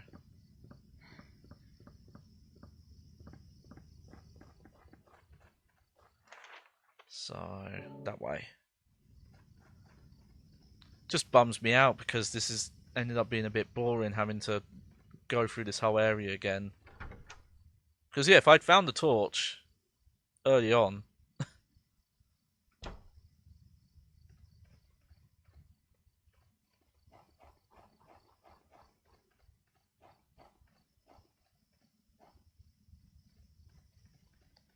you know, we'd be done. No, no, I got the head.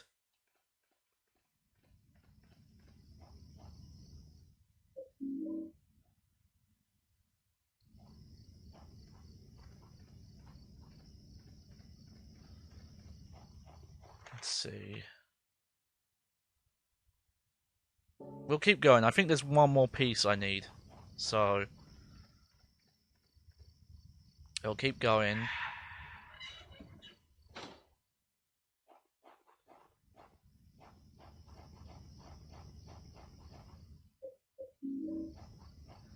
And we won't have to worry about Jasper, because I sorted him out. Jesper, I mean. Keep saying that wrong.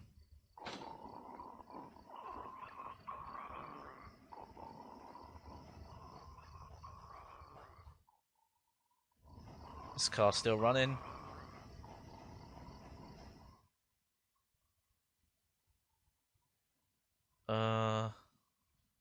Yep, that's not changed.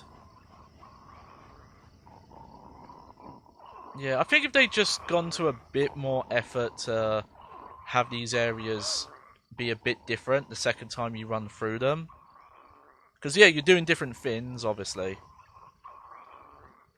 But I mean, you know, had some of the rooms looked a bit different, you'd gone a bit of a different path through the areas, that kind of thing.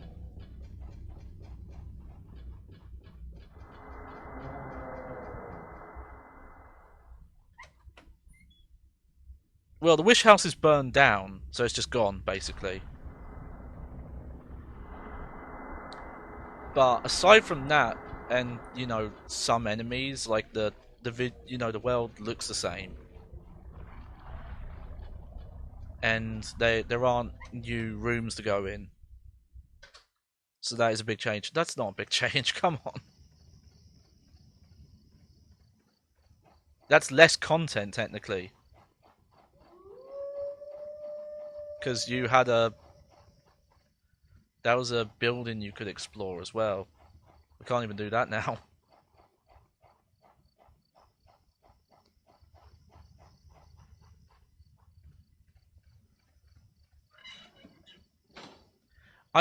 Partly visually, but more than anything... Think of, like, playing a Metroidvania, and when you go back to an area, and there's paths that you couldn't have gone down before. Did we read this one? I guess we read this one. That's the thing that's more worrying me, is we mess some of those. Because from what I remember, there's one you read. We've read the one that's cut off, but there's one you read where it specifically names that Dahlia is the important person that Walter's talking about. Okay, yeah, just going back now.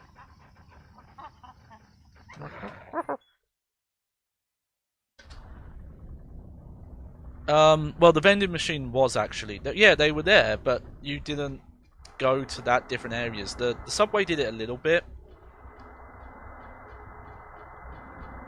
But... You know, you could have done it a more substantial way, though. Instead of just, oh, here's one extra room. Because that's pretty much the only difference. It's been like one room per area.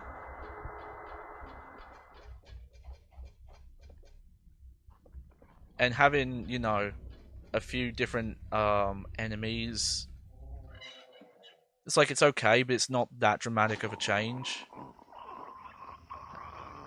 Obviously, having a new sacrament victim, like, that's cool. Especially because they're a lot more different than the ones that you'd seen up to that point. And they make a bigger deal of seeing them. Think about how the nightmare stuff was handled in Silent Hill 1 and 3, where you do an indoor area and then you do the nightmare version. And in some cases it made like a bunch of rooms you couldn't go in were open now, and ones you were in were locked, and in some cases, like the shape of rooms were different, and things like that. That's what should have been the difference when you go through these areas the second time. Essentially, they didn't have to be the nightmare aesthetic, because I think you would get a bit overwhelmed if just every area you went to had like full blown this area's completely taken over. Though you could have still done a little bit of that at the end. Well, yeah, this is less work. That's the problem. That's what happens when you make two games at the same time and all your main developers are working on the proper follow-up and then they leave. Not to say that there aren't some good people who worked on this, because there are, but a lot of the, Awaku and Ito leaving, I think, is the main ones you'd point to. Sato as well.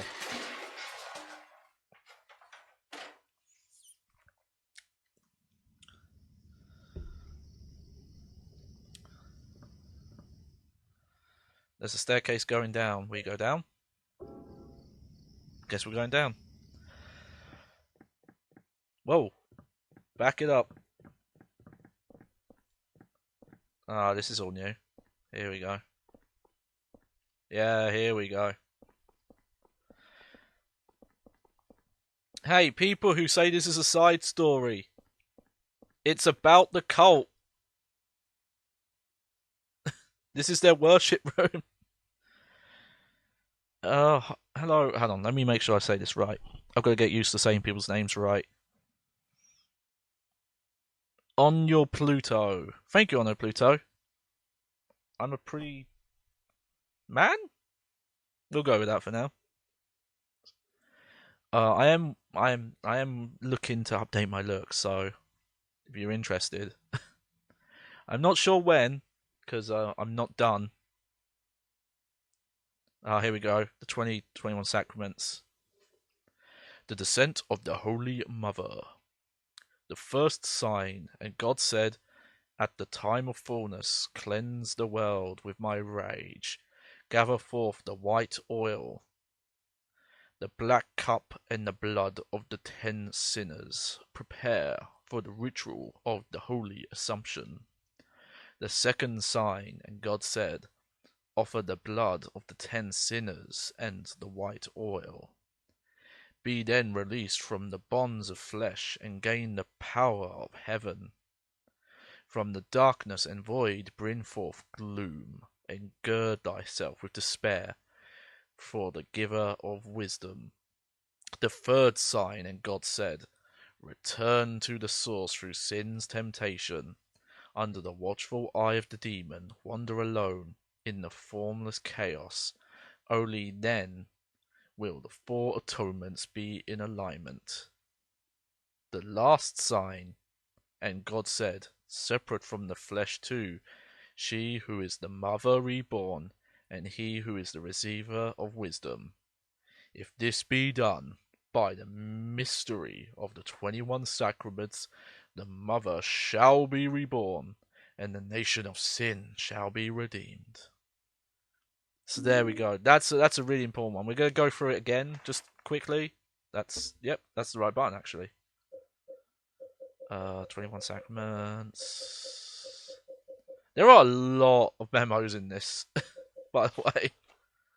Okay. So, the blood of the 10 sinners, and offer the 10 sinners, be released from the bonds of flesh. So if you remember from the Red Diary notes, Walter originally killed 10 victims, and before he, quote unquote, died, there's the question of if the person who killed himself in prison is actually Walter Sullivan or not.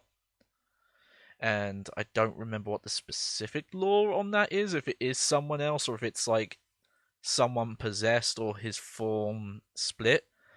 But this mentions, released from the bonds of flesh. So he's still killing. Yeah, he's the 11th because he gained the power of heaven by making himself part of it so he could exist in the void. And it mentions here, see, wander alone in the formless chaos. So it's saying the steps in the sacrament.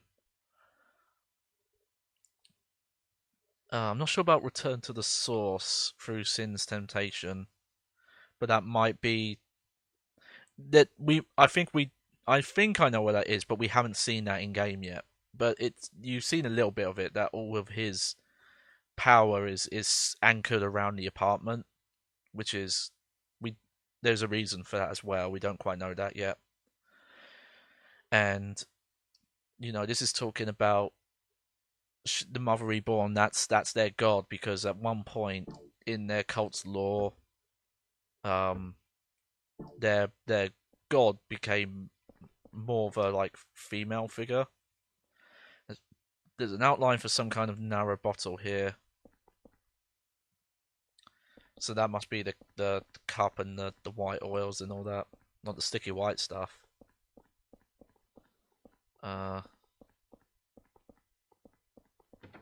It's locked. Yep. Put my 10 inches into this door here. There we go. Is this your first playthrough of the room? So this is my first playthrough of me personally playing it, but I grew up watching my sisters play the Silent Hill games a lot. So a lot of them I actually had seen either bits or pieces or all the way through, but secondhand. And then it was years later where I actually played them myself, because I was young and not quite as younger. You're not as good as video games, so most of the time I just kind of wanted to watch. The story I've been told is that with Silent Hill 1, I was so young that I insisted to watch it, even though I ended up giving myself nightmares about it. No, I do remember. I do vividly remember my sister doing the final boss. I don't remember much of watching her play, but I remember her fighting Incubus at the end. But this is my first playthrough where I'm actually playing the game all the way through. And I remember my sister doing the final boss in this. I have multiple sisters, so it gets confusing. But I remember watching her play the final boss, and I remember doing the subway stuff, and not much of the middle. The hospital I didn't recognize at all. The apartment world I didn't recognize at all. The forest maybe a little bit. And the apartment world, like, none of that. I do remember some of the haunting stuff in the apartment building though. Like when you come back here and there's little hauntings. That I did remember. Let's have a look. Who's there? It's the same for me with my brothers. This. No, I've not talked about it too much, but throughout various kind of a long time actually, I think about it.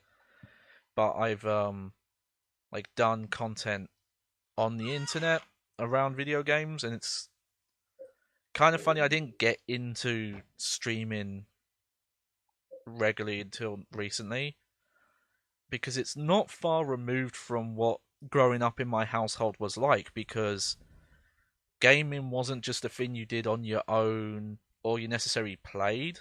A lot of gaming, when I think back to my childhood, was was watching people play and being entertained by that and being able to discuss it and not necessarily thinking of it on your own, being an observer.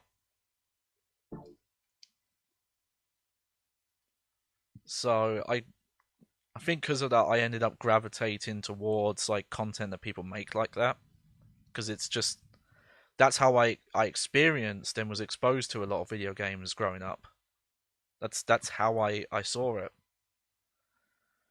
That's how I saw, for example, like Final Fantasy VII for the first time. That was like one of the first polygonal games I saw, and I don't mind talking about this because it's funny.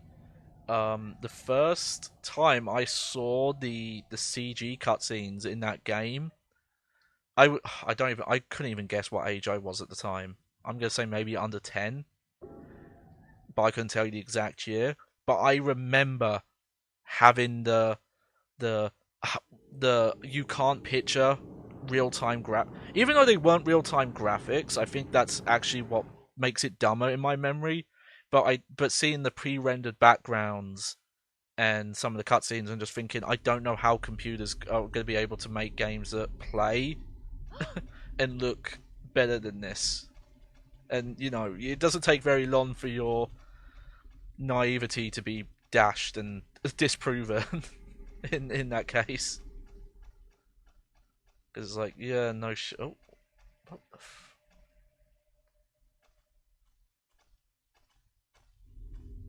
oh, that got to me. I wasn't quite paying attention to what's in these rooms. It's a shame you can't quite get a good look at them, but that's probably on purpose to make them more ambiguous. I might remember I've watched my I might have watched some of the water prison stuff. Ooh.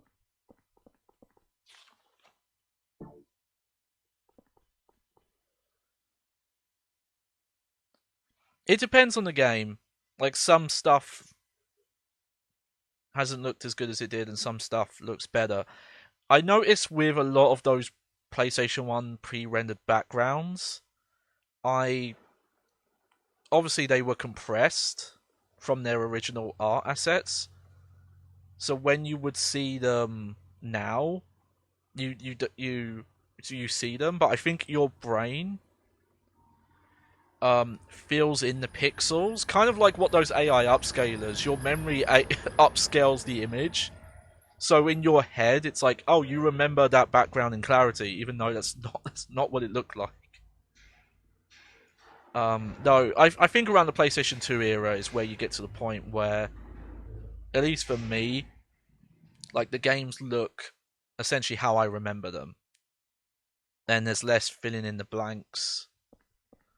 Alright, so yeah, we're back in the water prison. Personally, yeah, that's a good recommendation, and it is something I would like to do. So we've got 2 holes. I assume... Oh. I didn't think this was going to work. Whoops. I guess we're going back. I wanted to check this. Yeah, I don't want to do that yet, but I'm really curious how far back the game lets you go, because they don't seem to lock those doors behind you. Maybe if you go to the top of the stairwell, that's locked already.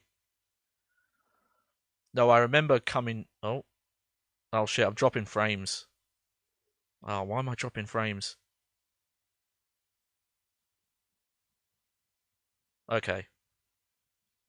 Had a little hiccup there. I should be stable now. I'm glad I caught that. Parasite Eve 1 I would actually be specifically interested in doing, because that never came out here. And I need to try and find... Ah! Fucking asshole! Just came out of nowhere. And then he ran away. Oh, Walter. I love you, Walter. You know, not in a like you're a really good person way, but I love what you bring to this game. Oh yeah, she can't use the ladders. Oh no. Okay, we're gonna have to wait for Eileen.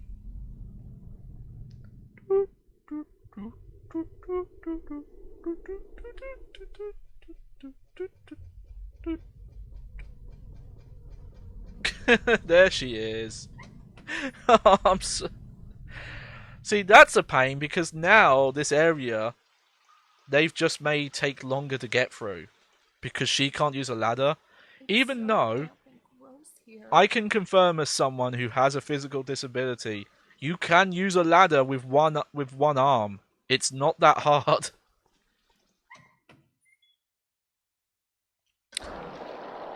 Oh. Get out of here.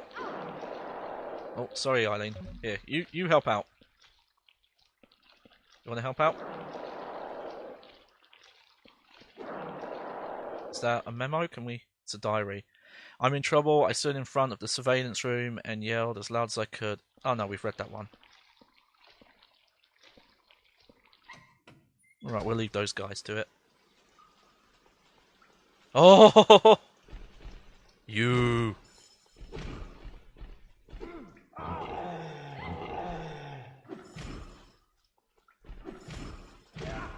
Yeah! See that?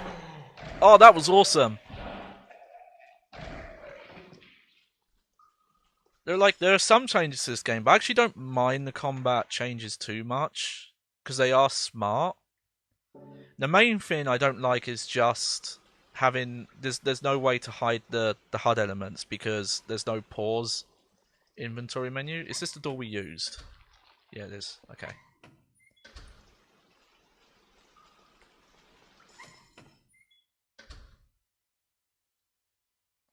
We're a clothesline here. We actually have a lot of pistol ammo that I've just barely used. I think I've only used the gun like twice.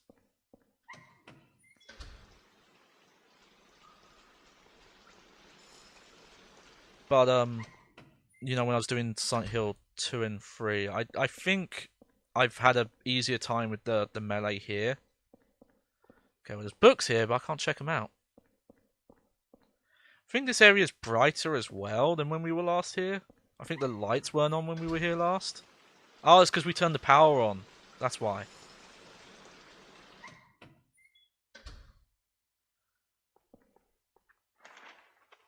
Well, the only problem with Eileen is that she runs slower than you. Obviously, she can't die. And apparently, if she does take too much damage, she'll like stop following you for a while. Which we did see a little bit of that when we were with Jasper. Okay, yeah, we've got our holes. We don't actually know what we're doing yet.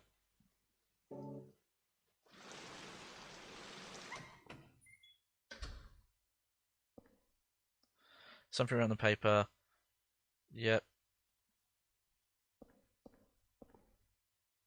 Nice, holy candle.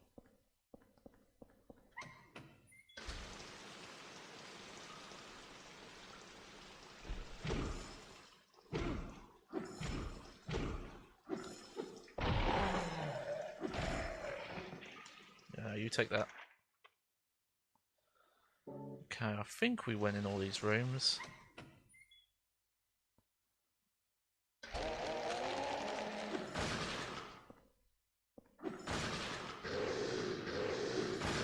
Oh, look at her go. Finding this chain helped, and the chain was optional, and I could have seen how it was missed.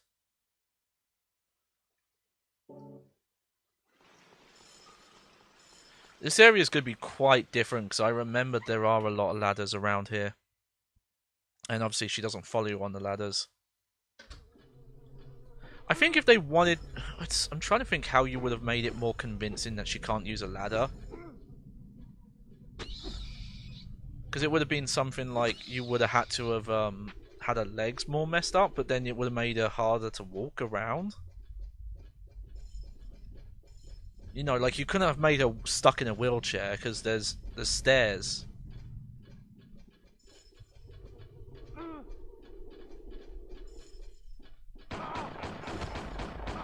Oh dear.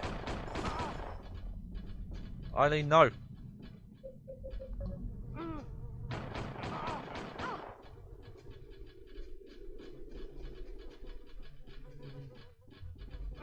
Oh.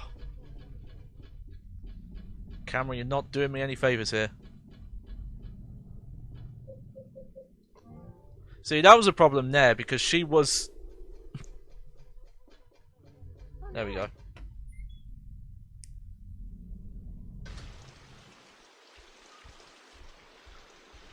Oh, I love the point.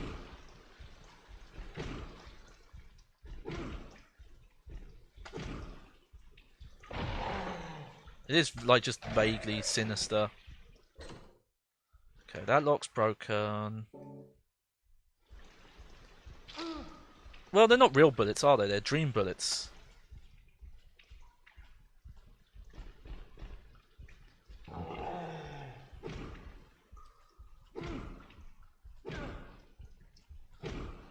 Yeah, I like this axe. I think the pickaxe we found is technically a better weapon. Yeah, you can have your chain back.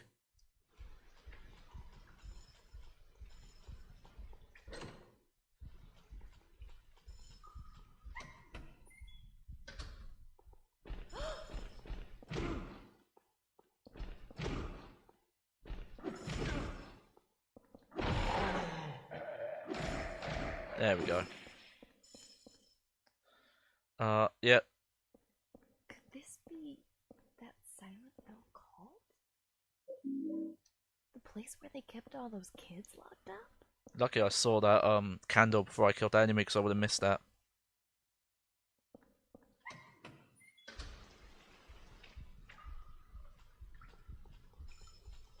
Oh, there's a lot of them here. Maybe too many. The same.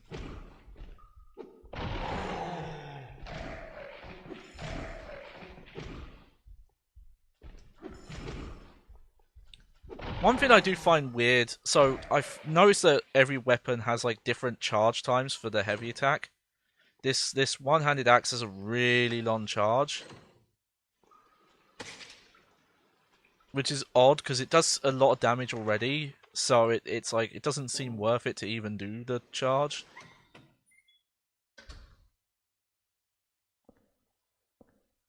Still don't know what's up with this room. Weird. There's like a weird.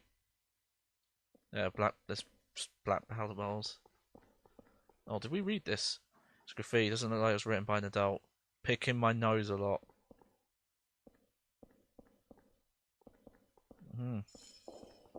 Oh, yep. Footsteps. Okay. I think right now we just need to head down. But it is good to check these rooms because I'm finding items. The holy candles are good. I've got quite a good stock of them, so I can actually put that dole away.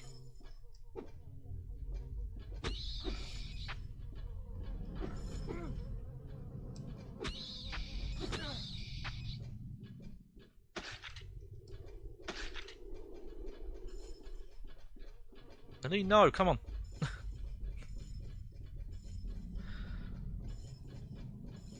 I think the one thing maybe I would have added to Eileen is the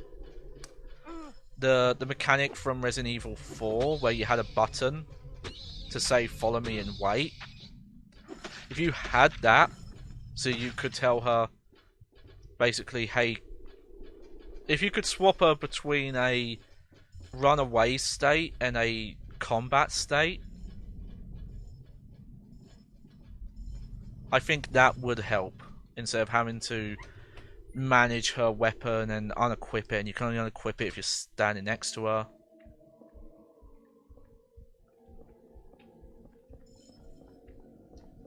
Alright, what's down here? Right, yeah. I'm gonna head back to the apartment, Eileen, sorry.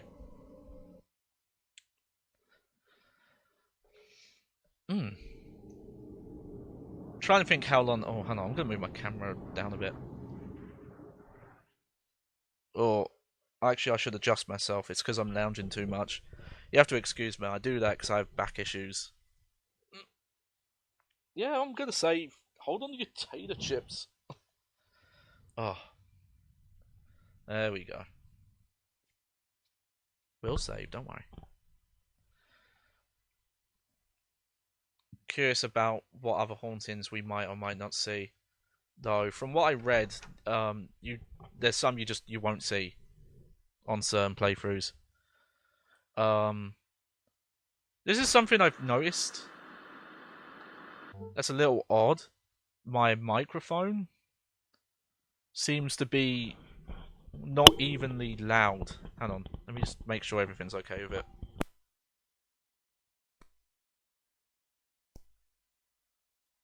There we go. Yeah, like the left and right channels are slightly not the same. I don't think it makes much of a difference, but it is weird.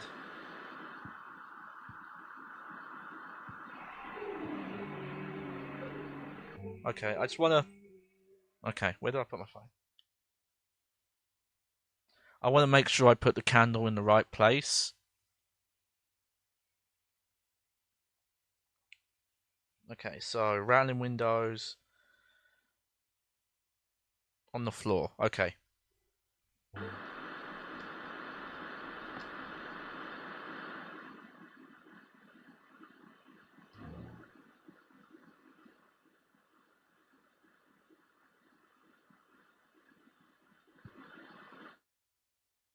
There we go. We didn't get a good chance to see what was on the TV though. Hang on.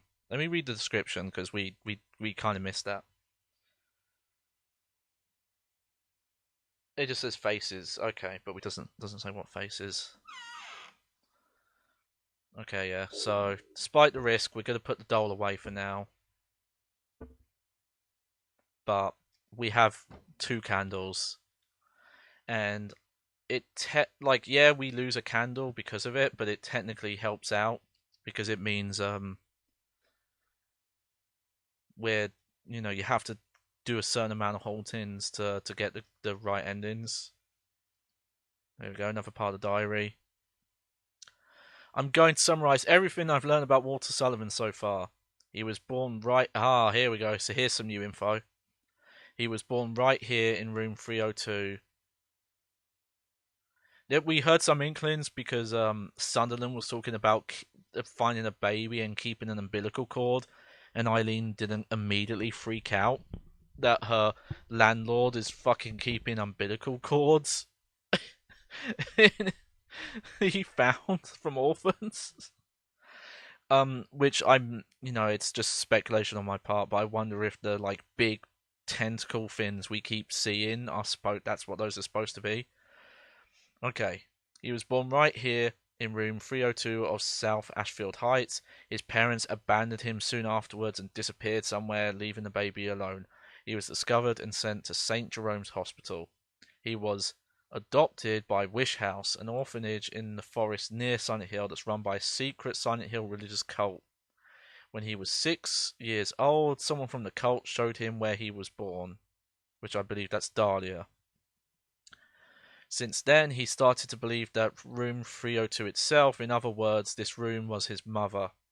Every week, he travelled from the orphanage to South Ashfield Heights, a pretty long trip for a kid his age. Sometimes he took the subway and sometimes the bus, which apparently some of the reason the reason there's a subway world is because he associates that with himself because he travelled through it. I'm tired. My headache is already killing me. I'll write more tomorrow. Well, I hope so, because that's not everything you know. Let's have one more look. Hello? Yeah. I think the peepholes at this point in the game, which that's maybe a little sad, that we haven't had anything new in them, only happen if you trigger hauntings. Okay, so let's see how we're doing on diary pages. Was that the one we just picked up? Okay. So that's the...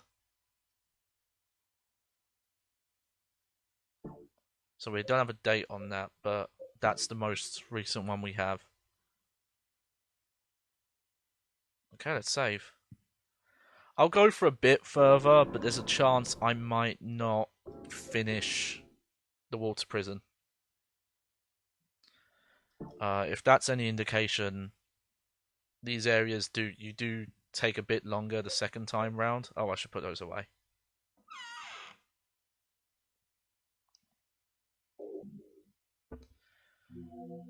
I have a lot of pistol ammo, but you can't carry it all with you. And I have these silver bullets, though I haven't used them. I might take the gun, because... Hang on.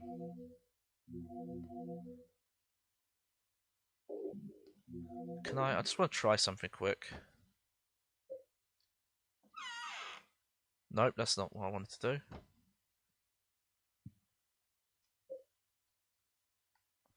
Okay. It's not letting me. I was wondering if I could load the different ammo in.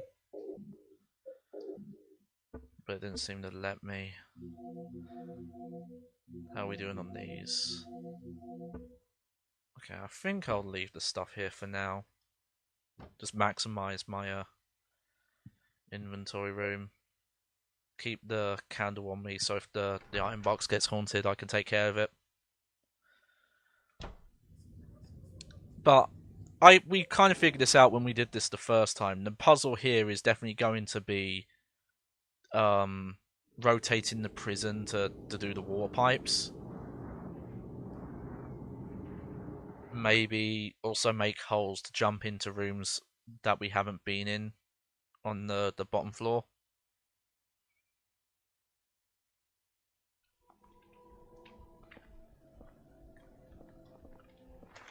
Okay.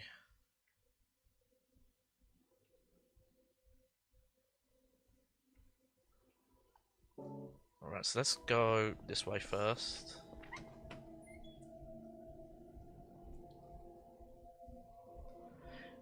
It is again another weird thing I noticed. We've mentioned it before, but it is just so. I guess what I do understand why it is different and it makes sense, but there aren't boss fights in this game, which doesn't it doesn't fit the way this game is, but it's just so weird because you're so used to them being in Silent Hill. Even Resident Evil, which the design of this is closer to Resident Evil than it is the more traditional Silent Hill games, will have boss fights. Though I'm kind of glad, because I think, aside from the final boss, if there had been an emphasis on oh, I'm mashing the button. The ghosts are kind of mini bosses, but you know there's not much to them in terms of what they're they don't have much mechanics. They're they're roaming threats, and you can't really stop them outside of if you have that sword. And there's also the silver bullet, but I don't exactly know what the silver bullet does. I think you still need the sword to pin them down. I don't think the silver bullet stops them, because I think thematically you can't stop them because they're dead. It's their consciousness is the thing you're fighting, and that doesn't go away.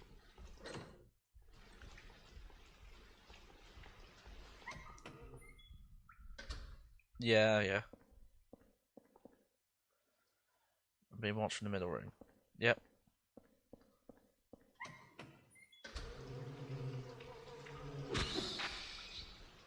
Combo! Okay.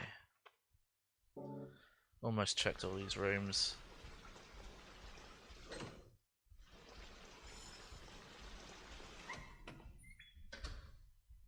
Oh, hey. Look at that.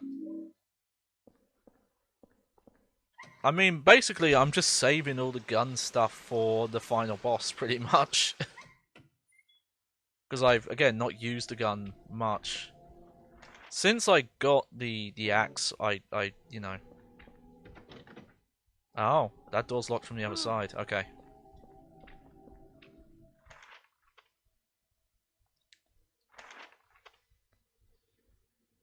Okay, so I think...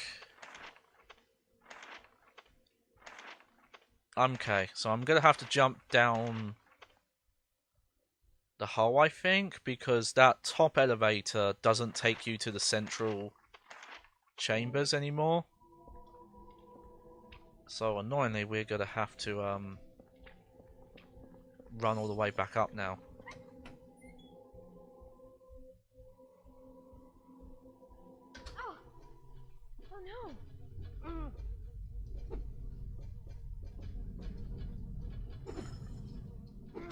Yeah, take that.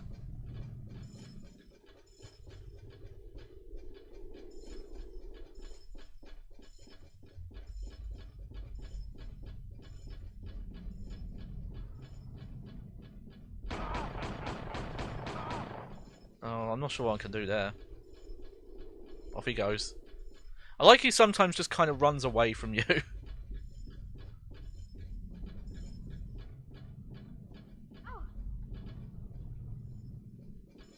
Oh, the camera here is...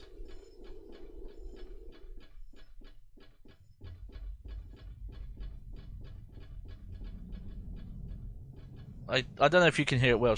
The chain is actually useful for telling that she's still following you. She makes so much noise. But yeah, all we have to do now is go into that room and jump down the hole. And that's pretty much all we can do. Yeah, which is this door here.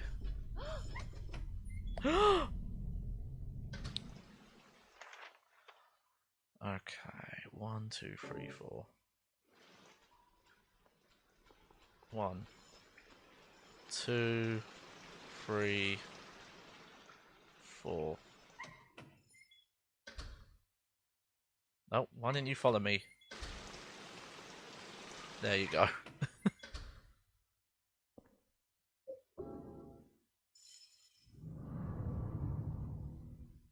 See,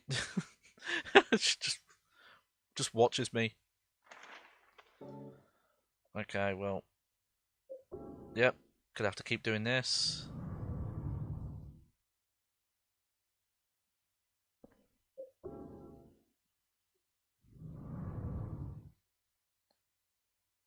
So we just have to remember that she's up in this room. Maybe that's good though, because maybe that just means that I don't have to worry about her now.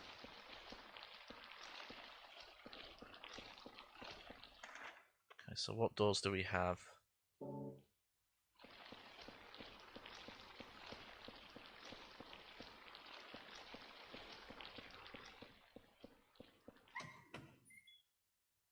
Okay, we've got this room.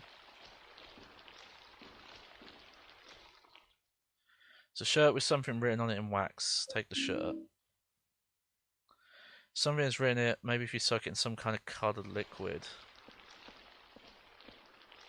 Ah! Okay, I think I know what I have to do with that. I think that we take that back to the apartment and put it in the bathtub.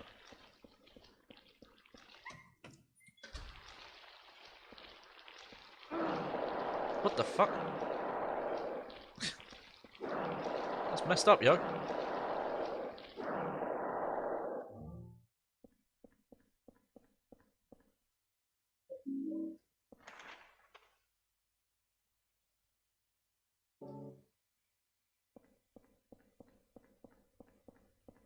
Okay, I just want to make sure I...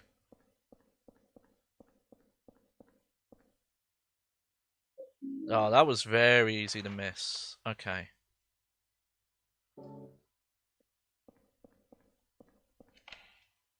Okay, there we go. We've got that. Open. Might as well check the shower room. What's this way? Oh, we'll check the shower room first.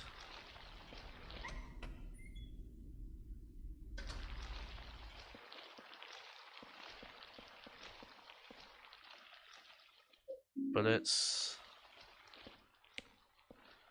I'm guessing the main objective is it's just gonna be moving the pipes.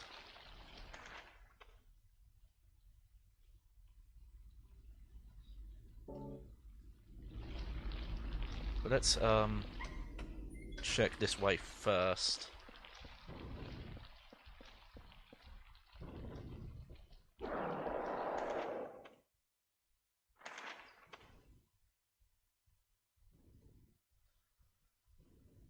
Yeah, okay.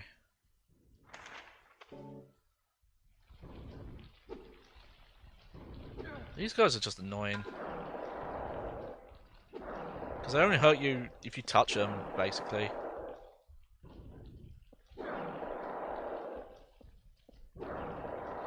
we go.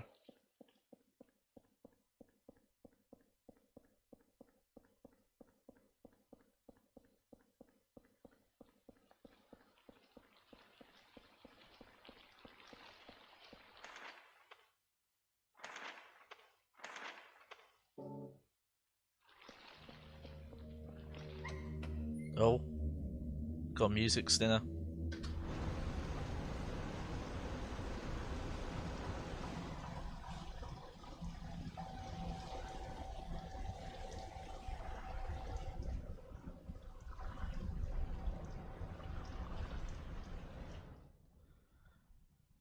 What's this? Yeah, well, we know that already. Oh, weird. We hadn't copied that before? What's this say? To turn on the lights in the third cell. Weird. I guess I technically missed that. I must have died after I checked it last time.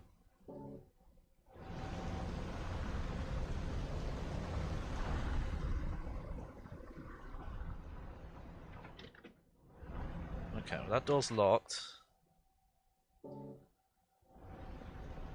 Which I don't actually remember. Oh, it's the like weird giant doors down there. That's probably our end goal, is that room down there. Oh, there's a hole here. We'll go through the hole first.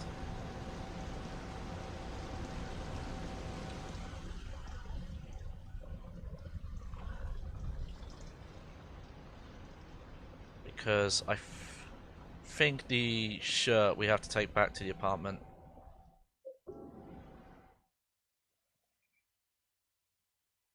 Yeah, I remember we couldn't get to top before. It's just, it's weird that memo wasn't in my inventory.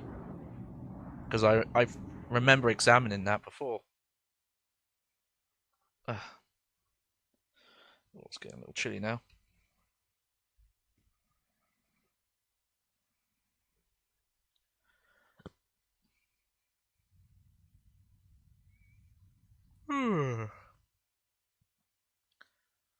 Oh, it's all a dream.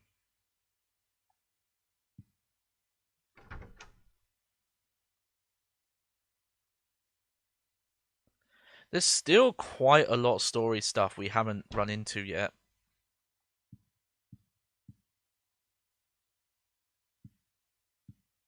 So that must all really happen at the end.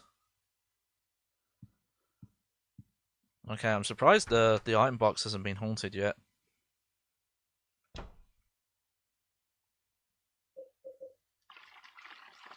There we go. My room is on the second floor, and I had to drink something with black fins in it. I hid the sword with the triangle handle under my bed. That guy, the fat one, took the basement key. Next time I'll stick this triangle sword into that pig and take the key. Ah, there we go. Well, it's good I came back actually, because I've got some stuff to put away.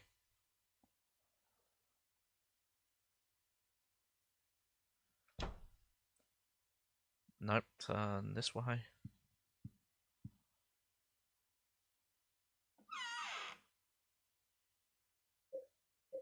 So we'll put this away, a candle, and the bullets.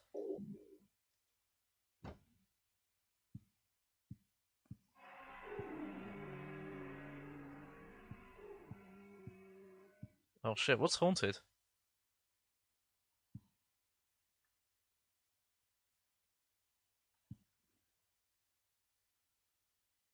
I actually couldn't even tell.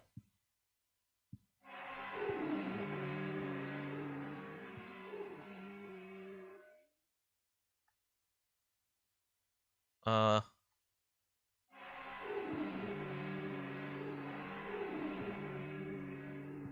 Is it the chair?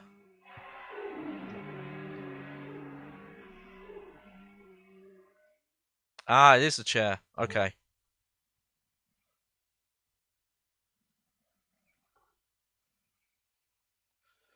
What do we do with you, chair?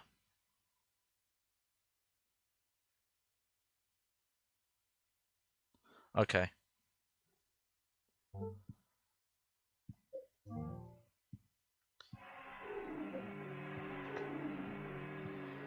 Well, because of that, I'm gonna take a candle out. I just want to keep one on me for whenever the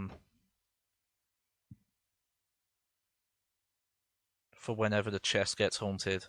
There we go.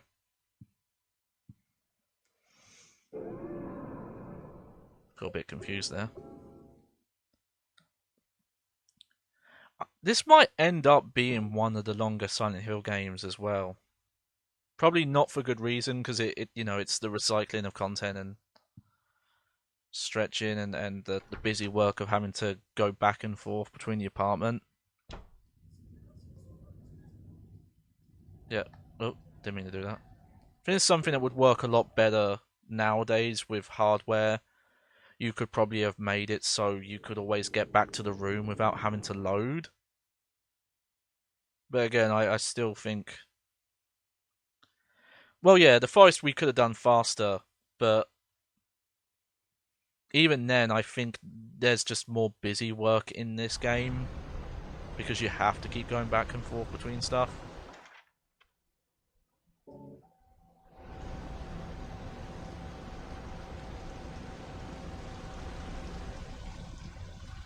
Okay, so I have to try and remember what room that was.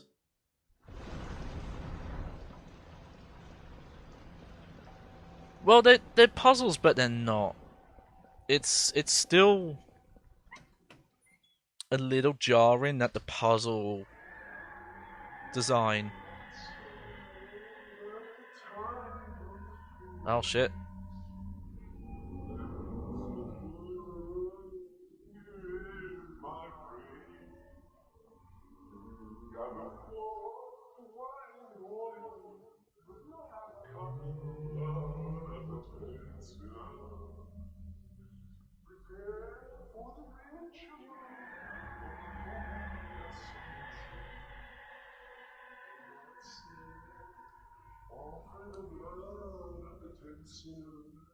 Oh, yeah, he's reading the 21 Sacraments.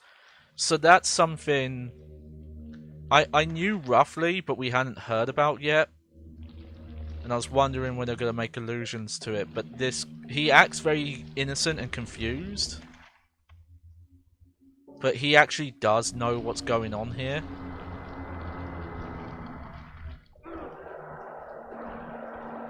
Because, and there must be some memos you find out about it.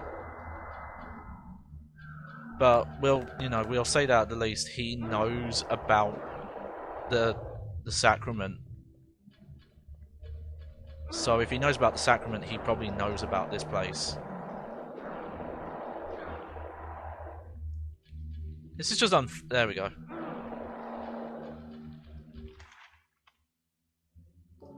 I'm doing this because I think... There we go.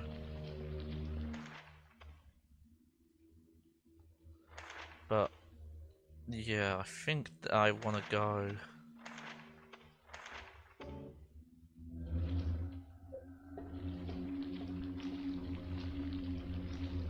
So I'm here.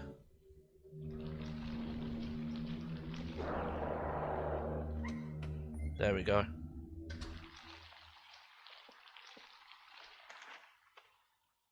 Alright, so we've checked all those rooms.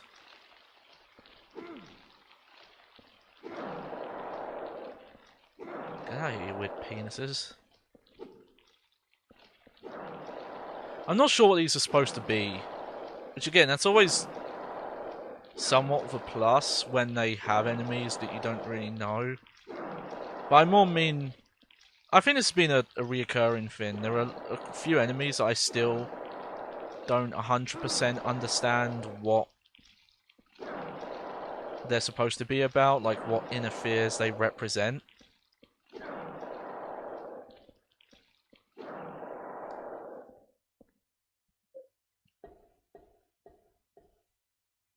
Yeah, the sword.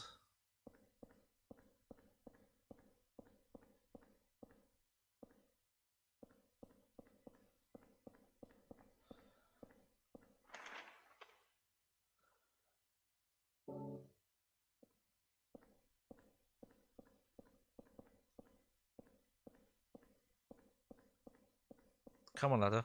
Let me use the ladder.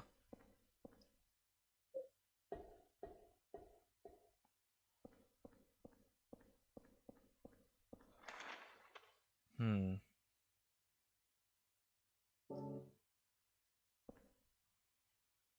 The handle is rusted. Oh, okay. Was not expecting that.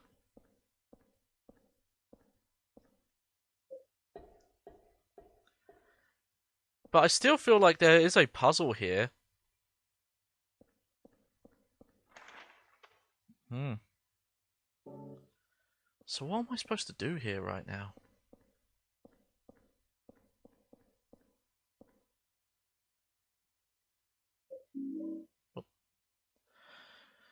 Uh.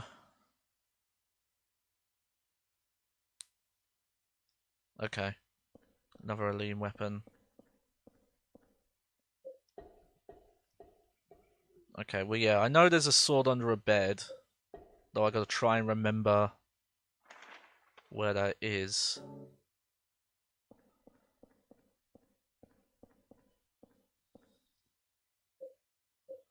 Though now I'm not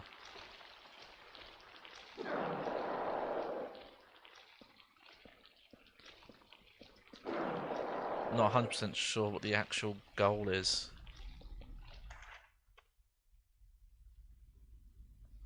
Okay, so we've checked all those rooms.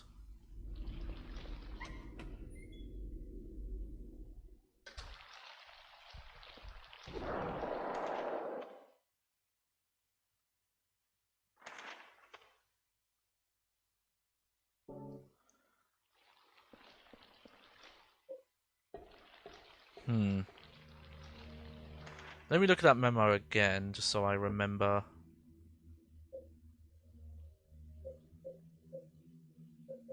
What it said.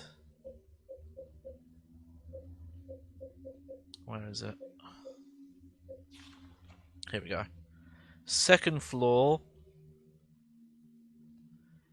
Oh, he has the key. Yeah, sorry, I didn't read that properly, I guess.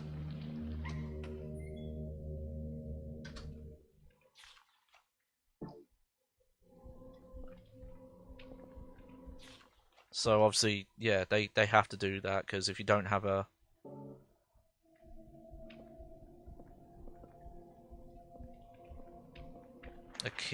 sword.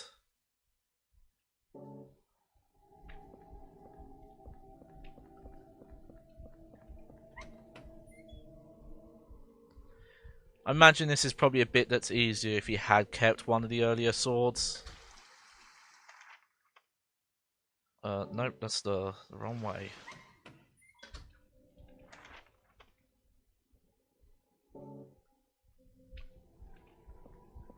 Is this the door?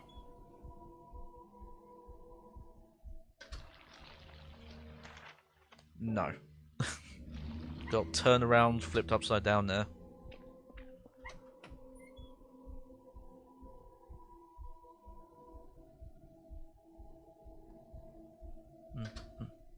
There we go.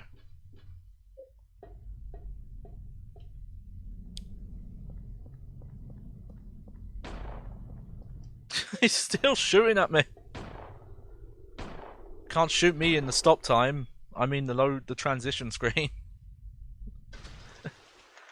Okay, so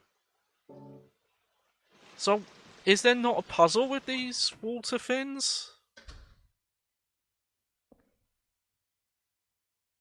There we go. Alright, I probably should go get Eileen back.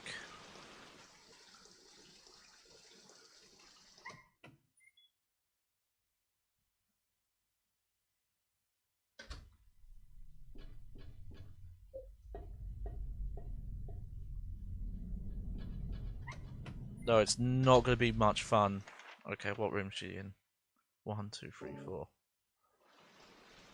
1, 2. Like, yeah, I would have sworn there was a puzzle where you had to rotate the rooms. Try this out.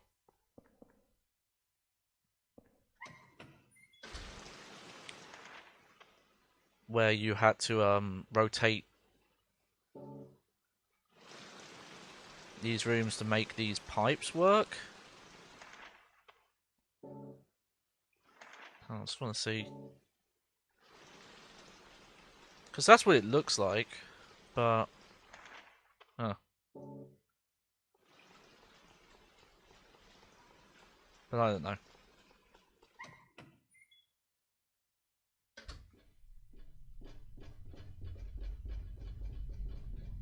Right. So I think we just do this again and she's going to eventually catch up again. I get she's supposed to be injured and maybe this is done intentionally, so having to slow down makes you care for her more. But I think it just ends up making you feel frustrated. Oh, he can just warp, I think.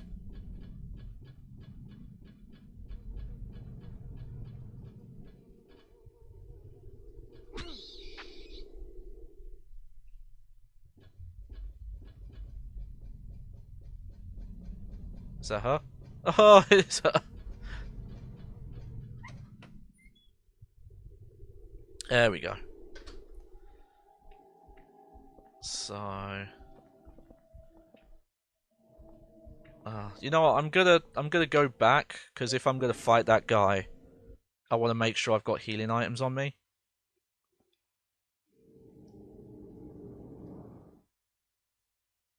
I might try and bring the gun with me actually, just to speed it up and use the silver bullets.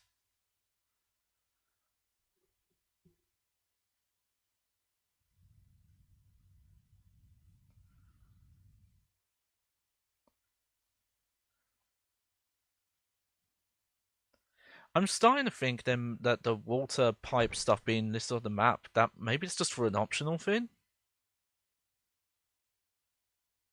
I'm just confused by it now.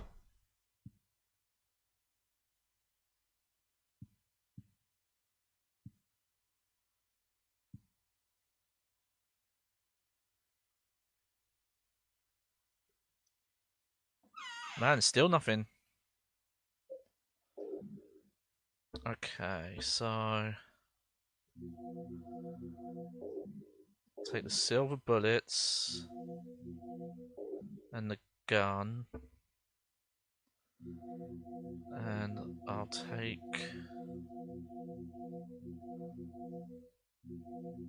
a health drink.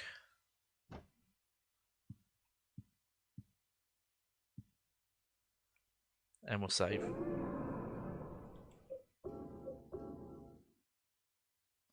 If there isn't a puzzle where you have to rotate the rooms again, then we actually will get through this area really quick.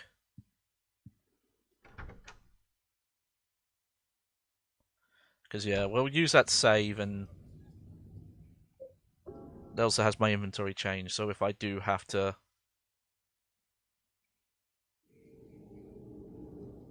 reload anything, change my inventory around, I could just load the save instead of continuing.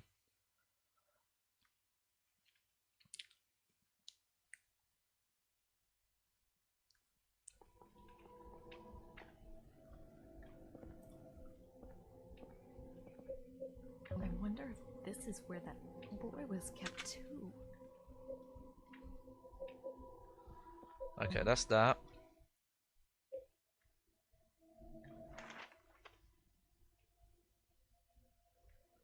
Okay, so yeah, we've got to go. It's interesting to have another character with you all the time now who does piece together some of the story. Because she is, you know, if you weren't following, she is filling in some of the blanks of saying like, yeah, the little boy, we seem to be finding out about his life and how he's connected to Walter, because they're both. I guess we technically don't. Well, no, I think at this point now it's obvious that Walter is both because of him attacking Eileen.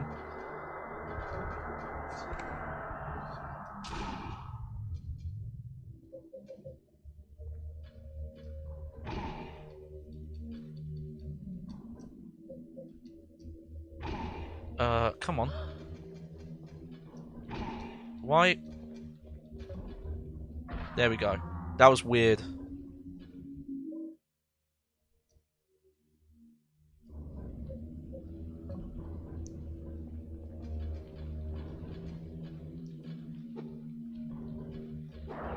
That was a little weird because I was trying to use it and it wasn't working at first.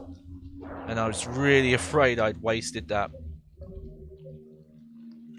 There we go. Stick those back in there. I think I'm just gonna safety heal, yeah. If that's this area done, that was a lot quicker. I was a bit worried, but sticking her in the 3rd floor, that room with the hole, and just leaving her actually really speeds up having to run through here. This doesn't though. This is just time wasting.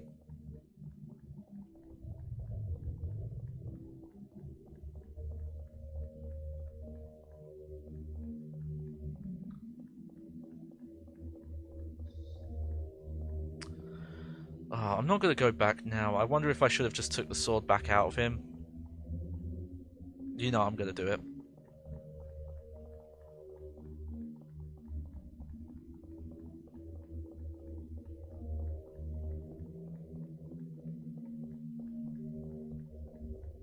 Sorry, I should have made that decision earlier. But just in case I need more later on. Oh, I forgot how far I ran.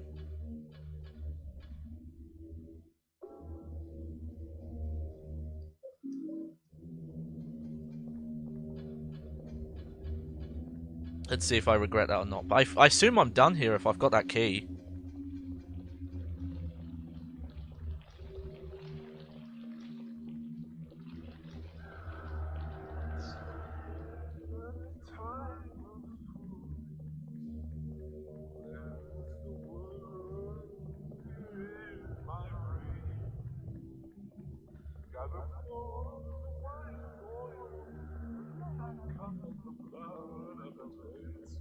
I like he sings to me though. It's nice.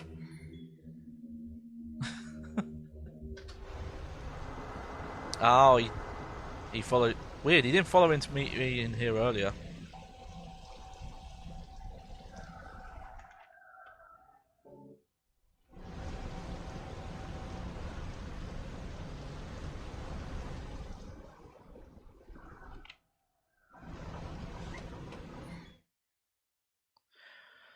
Okay, let's see.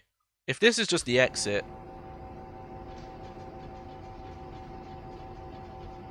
Oh, there you go. This area's different. I think there's like... Okay, let's see what this is. Yep, I thought so.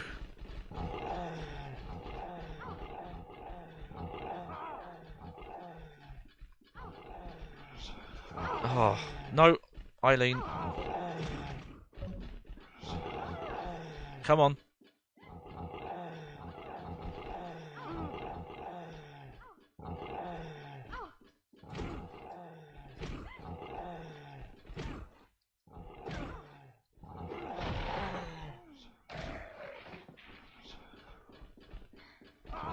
Damn it. This is going really bad.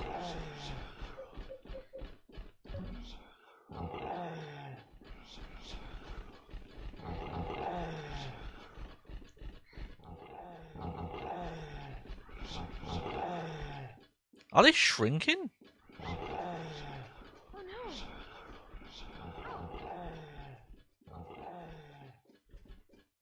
Sorry, Eileen, but...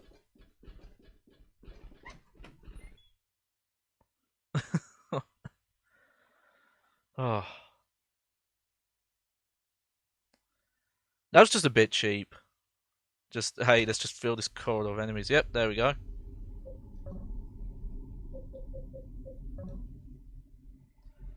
Actually, I might take that off and give her the chain instead, because I think the chain might be longer range.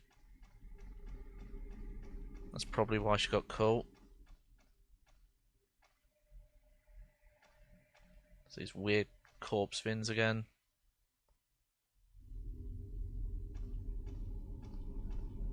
it's still, because again, with all this game's problems, they still go through the effort to make very, you know, messed up imagery that isn't just plain gore. I think she's not following me very well because she got messed up in that last fight. Yeah, she's taking a second to recover. Wonder what could be down there. Okay, I think this is going to be the end of this stream. Yeah, it's been 3 hours. Could take my medication. Pet my cat. I'm really confused what's up with the water. Not water, but, you know, the pipes with the water spewing out of them. Because that feels like that's meant to be a puzzle. But then... Because why are they marked on the map? You know, it's like a puzzle that we've not done. Like, and this game doesn't have the riddle difficulty option. It's just they just base like easy, normal, hard. So unless the here we go. I was waiting for this one. So I think the item box is haunted now. So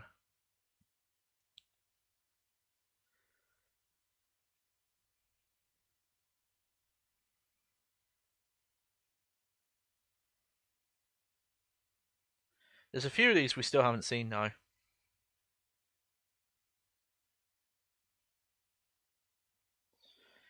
Well,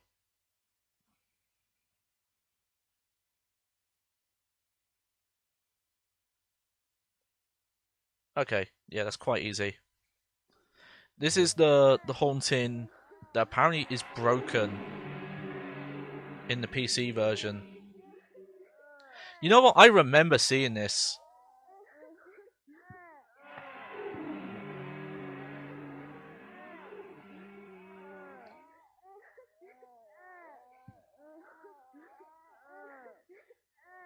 I think my sister had this one.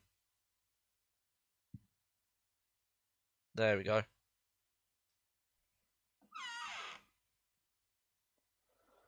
Okay, so I'm going to put that away. Definitely put the gun away for now. But we're going to take the chain out. Is there anything else I was going to take out? Oh, yeah. I want to check something else, because apparently this might happen if you're at low health. Nah, maybe because the dolls was happening. There we go. Oh, let me make sure there's, no memo.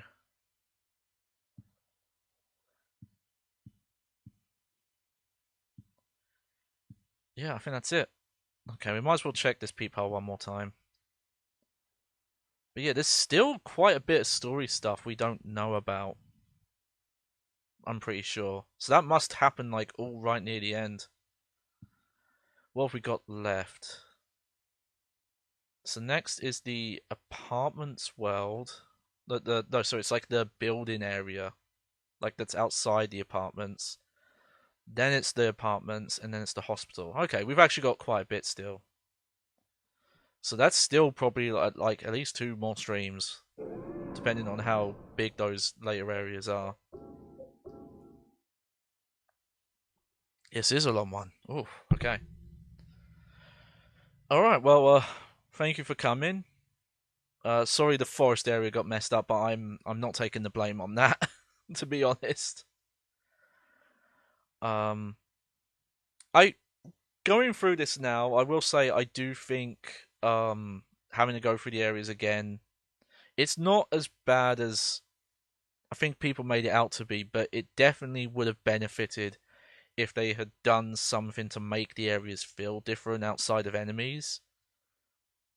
Like, yes, having different enemies there is interesting, but just visually, you don't do much different, and you don't look in new areas, pretty much. It'll be like one room will be slightly different. Oh, in the subway, you go in a train car that you move. You couldn't go before, and that's the only thing. Oh, in the forest, the wish house is burnt down, so that's different. The water thing, you go in the elevator. Like it's all little changes like that. That that's not changed really. That's just the area that was. Yeah, I don't know if a full year, but definitely some time. But it's a very minor complaint, no. Because at the same time, having the different ghosts, especially because the new ghosts do have some different behavior. Some of them, I know there's one I specifically want to see coming up that's very different from the others, which might be an indication that they did want the ghosts to feel different and have different behavior, like because they kind of all attack in a very similar manner, where they float after you, and obviously Walter's quite a change as well. And I still love like seeing that. Like obviously it's not the most original idea because it's kind of the Nemesis idea from Resident Evil 3, a bit simpler. But I think they also convey in a way that he's a threat, but he's obviously toying with you. And because he looks creepy, but he's not overtly creepy. Like in some ways he looks normal, but he looks too normal. And that's why he's creepy, because he's doing these really messed up things and has these messed up beliefs, but he doesn't look or outwardly act like it. There's still a lot of interesting ideas in this game, and I can see why. That they've never said specifically, but you can find the quotes from the developers out there saying this game, when it started development, wasn't Silent Hill 4. You can see with the changes how that was possible, that they were thinking that, and then when they kind of built it more into the Silent Hill stuff, that's when they incorporated the cult and all that.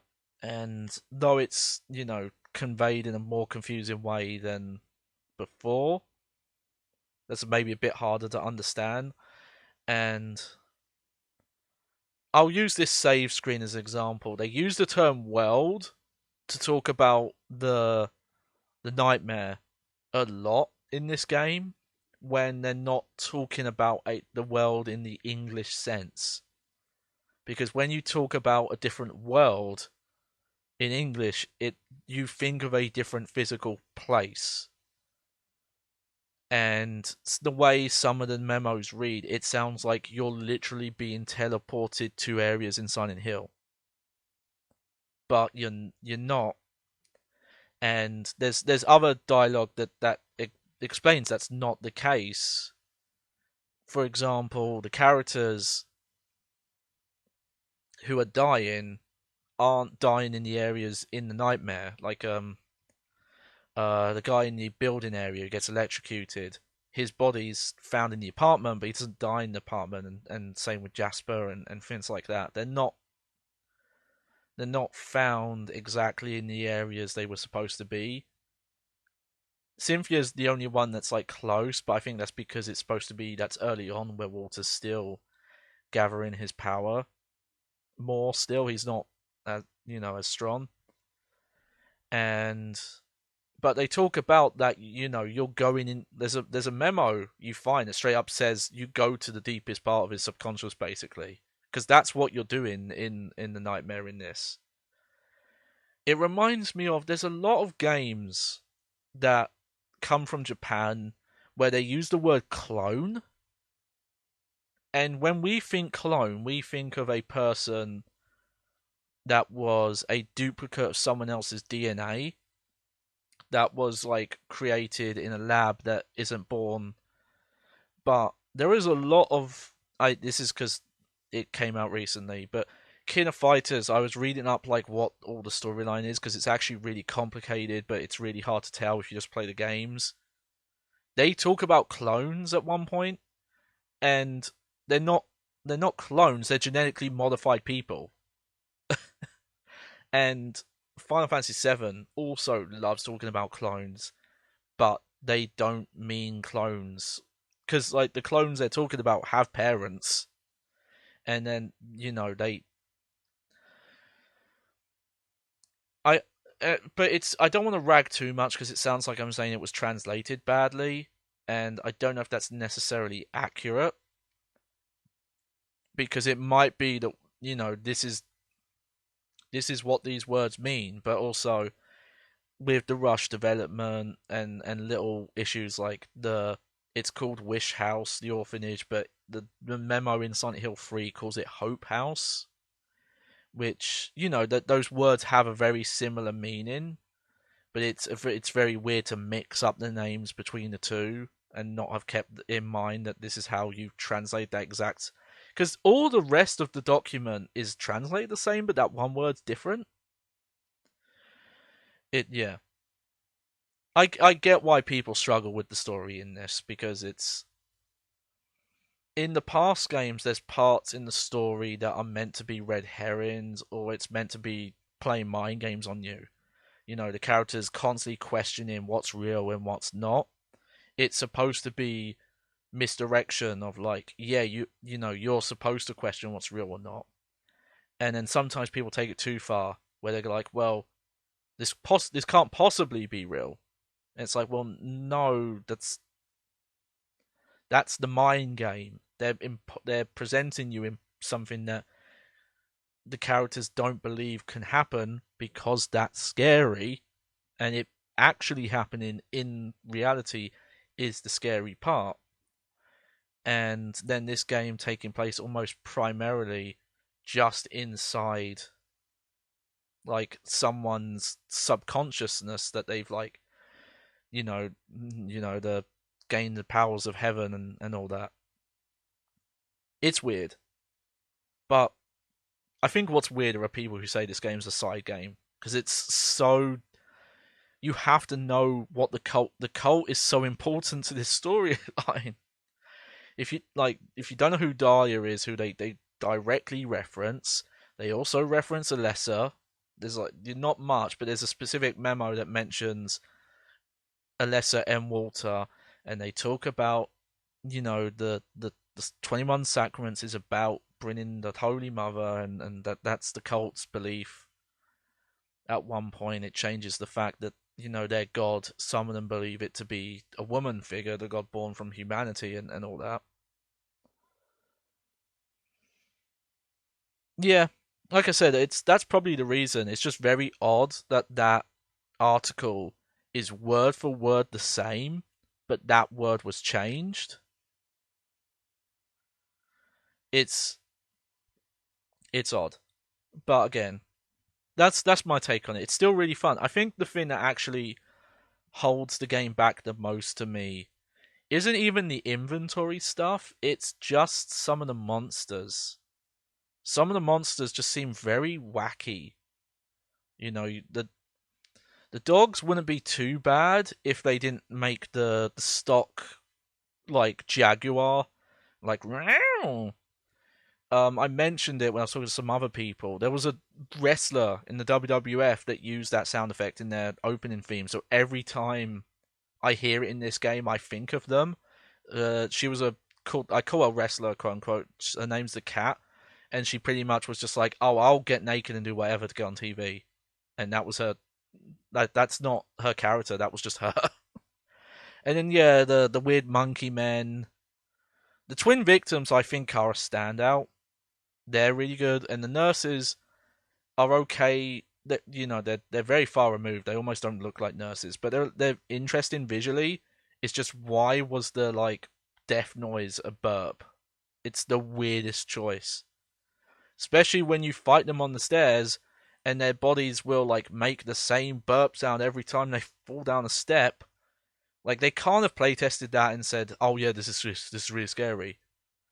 My my theory is either they didn't have time to change it, or someone who worked on the game has a phobia for burps, and no one else stepped in to say, "Hey, most people yeah, burping's gross, but they're not terrified of it. Most people just think burping's funny. Like, burping's funny if you don't have to be near it or smell it. Just like the sound on its own is mostly funny. I can see some people thinking it gross, but I think most people just laugh. I don't know. It's a shame, yeah. Still weird. They never gave a proper explanation why they didn't include this in the HD collection. It was either is well, I'm trying to think what the guesses would be. It was either they had absolutely no source code on file, right? Because with 2 and 3, Konami Japan thought they had the final gold source code. They just didn't. They had in development builds.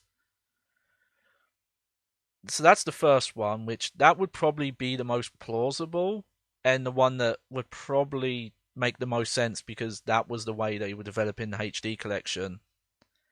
And though had they have gone the Bluepoint method of porting the retail discs, they would have had that problem.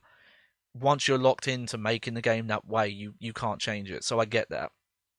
And I also get that the developer that Konami hired were it's not their fault they weren't experienced in doing that kind of work. Konami should not have hired them for it. They just did it because they were cheap, and they also wanted to work with more mobile developers. The other explanation is once they started running into all the issues with Silent Hill 2 and 3 and the voice acting stuff and like a famous quote Tom Hewlett talked about is that the HD collection took over 2 years to make, which is longer than Silent Hill 2 took to make. Which it's like an interesting trivia. I don't think he got how bad that made Konami look because it shouldn't have took you 2 years. It didn't take Bluepoint 2 years to do their stuff, as far as I'm aware. And the reason why it took you 2 years is because you were basically fixing games that you didn't know how they worked, you know. So that could be another reason of just once they realized how broken 2 and 3 were. There's also possibly the legal issues that once they ran into legal issues, they were like, oh well, don't even bother trying to put out Silent Hill 4 because again, Japan wanted to cancel the HD collection once the voice actors from the original game said, hey, we didn't sign contracts that you guys think we did. We didn't sign any contracts for these games. So you are saying...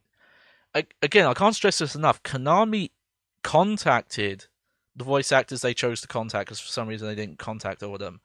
And they said, hey, we can't find any contracts saying we own your voices. Can you sign these contracts saying we do?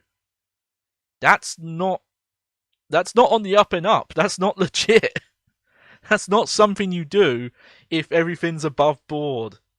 Hey, we swear you sign these contracts, no one can prove it, but we think you should just do it anyway? Like, no.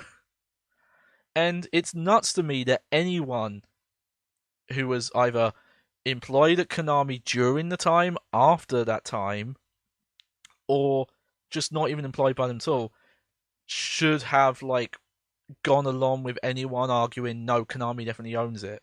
Because even if those people weren't lying, they're just wrong. They're clearly someone is lying to them, and that's my stance, by the way, that most of the people who were working at Konami at various times, who were under the belief they did own the rights, I don't think it's because they were lying and they knew they didn't. I think it's that for some reason whoever told them, no, we definitely do, they just believed. But again, like, Konami never showed proof they did. They never showed contracts showing, these were the contracts. The email, which Konami never disputed was fake, said we can't find them. Jeremy Blaustein admitted that Konami contacted him, and bear in mind he hadn't worked at Konami for years. They contacted him, seeing if he had the contracts, because the one of the like he worked with the agency that hired them or something at some point in time. So there's multiple people admitting there's no physical contracts.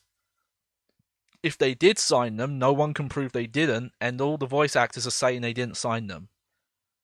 So the fact that people were still insisting, oh no, they definitely own the rights, it's just like, well, look, if someone's lying to you, they're lying to you. But just do some basic research on how copyright law works. Even if I'll play devil's advocate, the actors did sign the actual contracts. Konami lost them, and the actors just realized, well, because they've lost them, we can claim these contracts never existed. Even if that was the case, they were still in the right to do that because Konami losing those contracts is negligence on their part, and they're still liable for that negligence. In the same way they're liable for the negligence of not keeping the source code properly archived and not hiring the right developers. And I think, again, the most damning thing, and this is another thing that Jeremy Blaustein, when he was doing interviews about it at the time, openly admitted, when the actors said, we didn't sign contracts saying you own our voices, so you owe us compensation for reusing our performances, Konami Japan was going to cancel the HD collection. I think that speaks volumes, and I'm surprised that's not talked about more. Like, I obviously can't say that is 100% guilt, but that's not the position of someone who is in the right necessarily. And it's not like Konami were the little man here. Konami had the money to fight it. Like, yes, the actors could have banded together, but in terms of the amount of money, Konami were the ones who had the money. And as people have pointed out, if the actors didn't choose to sign their rights away retroactively without compensation, and the HD collection had still come out even without the original performances, Konami still would have been liable for the PC and the Xbox versions. Specifically one Xbox version, because they're not four. So it's not like they would have been saving money, because they would have been taken to court either way. In fact, if they had cancelled the HD collection, they would have saved money if they had potentially gone to court, or settled outside of court, or just actually, had paid them. Well, it's not. That's the problem. I notice it's a very Japanese thing, but it's also a video game industry thing as well. If there's something they've never done before, such as, oh, we've never signed it so that an actor on our game gets royalties, they act like it's physically impossible. Troy Baker, I specifically remember, gave interviews saying the guy, he doesn't understand video games. It shows you how out of the loop he is. Video game royalties don't exist. And it's like, that doesn't mean they're physically impossible, Troy. You should know. You fucking went on strike to try and get them, like, a few years later. Well, it wouldn't be royalties in this case. It would be residuals, or I think the better term to call it is compensation for copyright infringement. Or would that be like intellectual theft? I don't even know all the exact terms, but I still know enough about some of this basic copyright stuff. And when you do make stuff as a content creator, you have to start knowing about this stuff. It's, it doesn't take much digging to realize. So that's the other potential, because that was quite a long diatribe, sorry. That's the other potential thing, was they knew there was going to be legal headaches, so they just didn't, they didn't bother getting the Silent Hill 3 voice actors to sign waivers. So Silent Hill 4, they didn't even try porting. And I guess the last one is maybe the people working on it were like, we don't think Silent Hill 4 is good, so just don't bother. Which I think I could see someone being a bit cynical would think that. I don't think that's the case. Though there was a quote Tom gave that was like really weird, where he said something like, "We didn't want to give people something we weren't 100% sure they wanted." Was the reason he gave, which is like, well, I don't think you actually said anything. You said a lot of words, but I don't think they actually conclude to anything. And I think the response that someone said in a YouTube video was, like 100% of people who wanted Silent Hill knew they wanted it. So it was like, I don't know. But there's a lot of quotes around that time where people would say things that weren't accurate, about, oh, we redubbed the games to put them in surround sound. And then it turns out that wasn't the case. It's like, well, why did you say that? Because the actors would the actors were going to contradict you on that. So, but in some ways, it's grateful because they would have messed things up. It's who knows how it would have been messed up. Like, considering the flaws this game has and how it feels unpolished, and needed to go through a couple more builds of like tightening mechanics and monster stuff up. I can't imagine what it would have been like if it was part of the HD collection. Like, oh boy. I don't think people obviously would have been as upset because it's Silent Hill 4. Though, again, you do talk to some people and they're like, oh, Silent Hill 4, that's my favourite. That's the one I think it's as good as Silent Hill. I think it's better than Silent Hill 2 and 3. It's just like, what? There's problems with this game. It's I, I don't know why you'd think it's better. I mean, obviously, you if you enjoy it more, that's fine. You can enjoy stuff like, without considering its quality points. And sometimes in defiance of it, sometimes the bad quality can make it more enjoyable. But I'll stop ranting because that was half a point. I was kind of making a point. But hey, this one at least got a PC. The PC version got re-released. According to the Crimson Tone, Andrew DeSalvo wasn't part of the cult.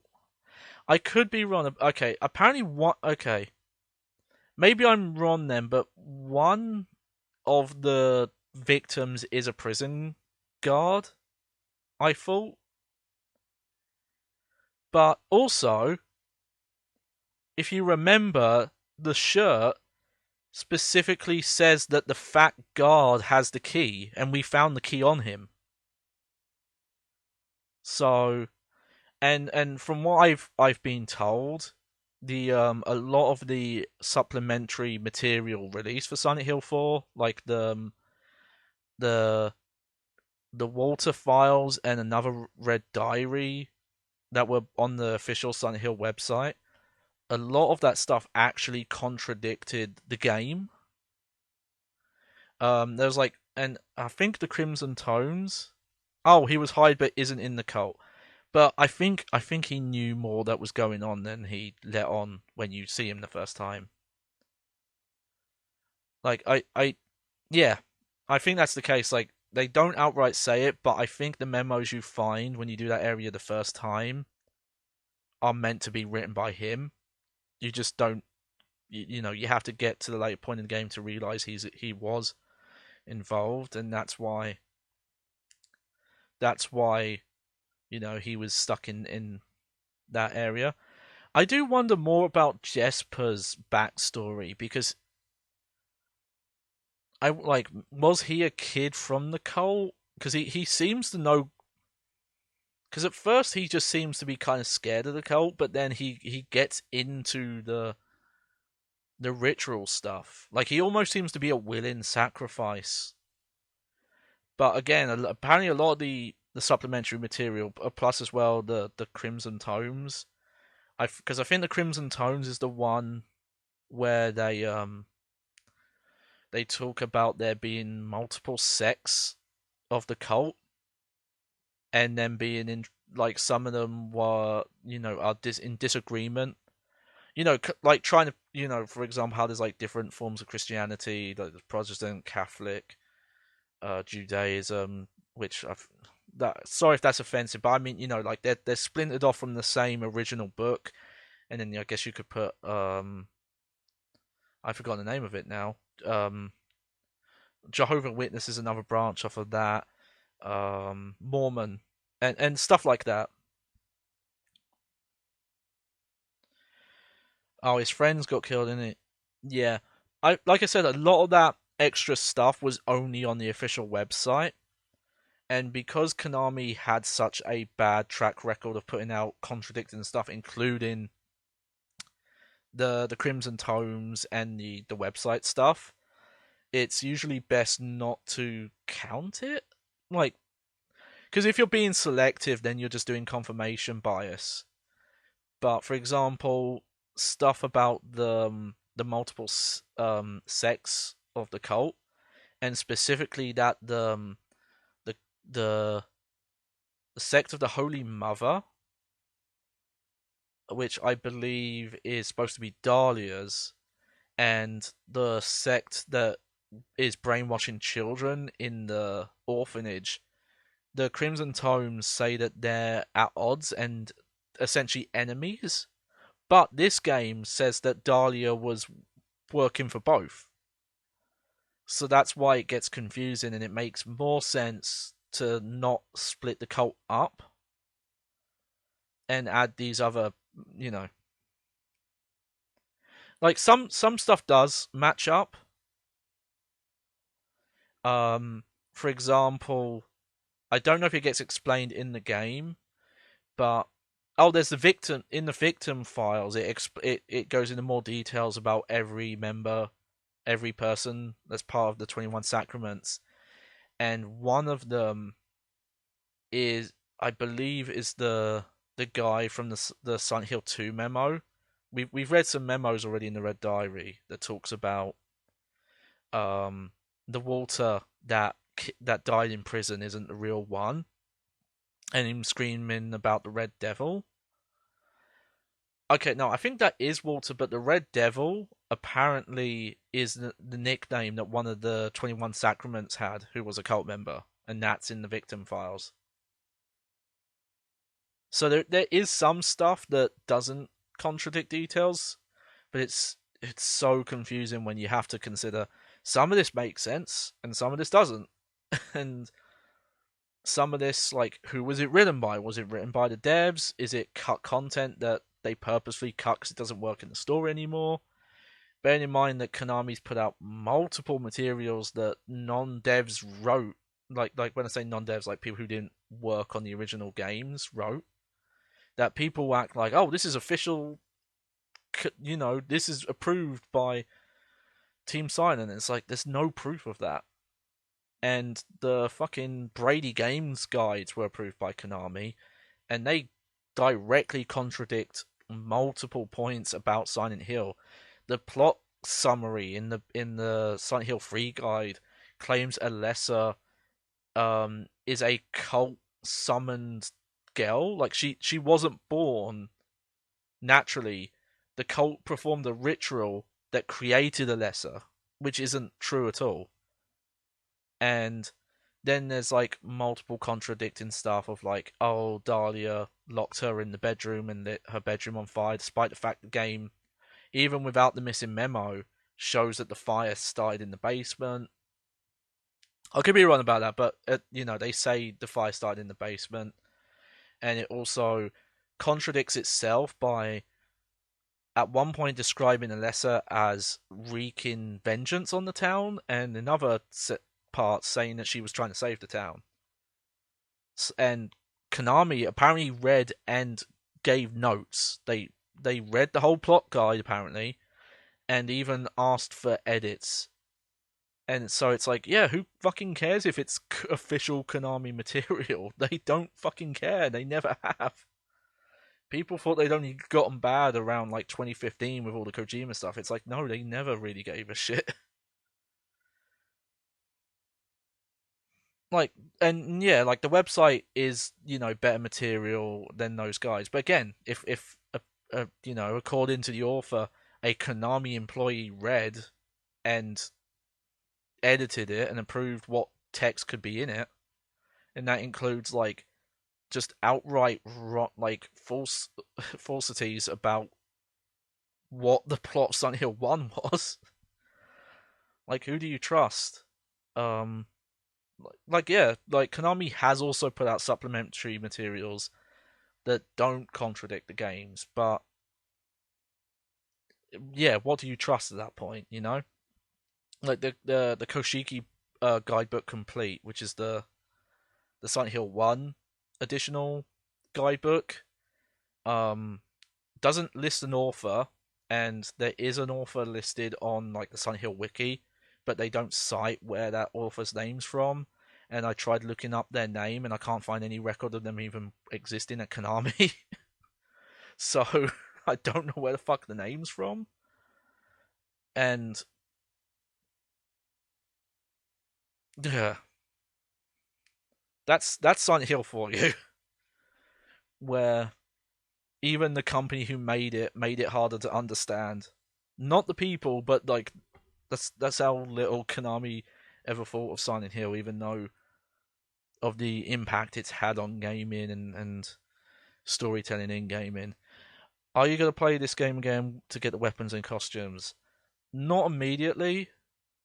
Um, Unlike when we did Silent Hill 2, getting the dog ending was we were able to do it very quickly because I played that game multiple times at that point, and we played on easy, and it was I didn't mind going through again. Uh, this game I don't think I would want to play immediately again. Not to say it's bad, but considering that the game is play these levels and then play them again, having to replay the game is basically having to replay the game 4 times if I do a second playthrough immediately. So I think I would hold off on doing that until another time. Oh, this is always the thing when you go back to games that you know ultimately are really enjoyable and have these great points, but they have these little like just little points that end up coming together and holding them back more. It's like one of the first things I streamed when I got into doing this regularly was Devil May Cry 4, and I've played that game quite a lot, and I was doing the Virgil DLC, and when you get to the point where you have to run through all the levels backwards again, I just stopped. I actually didn't even bother finishing it because it's like, yeah, we've seen everything, and I was playing on a high difficulty, so we already had seen the later game enemies as well. So, and it was really just like, yeah, I especially because like with Virgil, you're not getting the cutscenes, and it's just like, yeah, it's just, do you want to see these same bosses again? Because they don't have different attacks. You would have to play in the harder difficulties to see the new attacks. And do you want to see these levels again, but backwards? And then there's another boss rush at the end, and you're not swapping characters like in the base version of Devil May Cry 4. I think that's the worst thing with like making people redo levels is it does really kill a game's replayability because you've basically took the replayability and added it into the base game. I think there are ways it can work. I think Resident Evil 2, well, Resident Evil 1, 2, and 3, I think make that work because the one of the highlights of those games is learning the layouts, learning where items go, and learning how to refine your playthrough. So playing through, but then having those changes when you go between characters or the zapping system, or make the different choices and go to different locations in free. The replaying is a bigger appeal there than it is in other games. But here, when you go back to these areas, there's not much different to do, and like, yeah, you can get new weapons or whatever, but there's not going to be new enemies to fight against, and it's the same areas, and yeah, like maybe one day, I'll never say never, for a lot of suggestions because I might change my mind at some point, but don't expect Silent Hill 4 repeat when we finish this, cause especially because this is taking longer as well. Yeah, I do these like little talks at the end, but even ignoring that, like you can see the playtime already.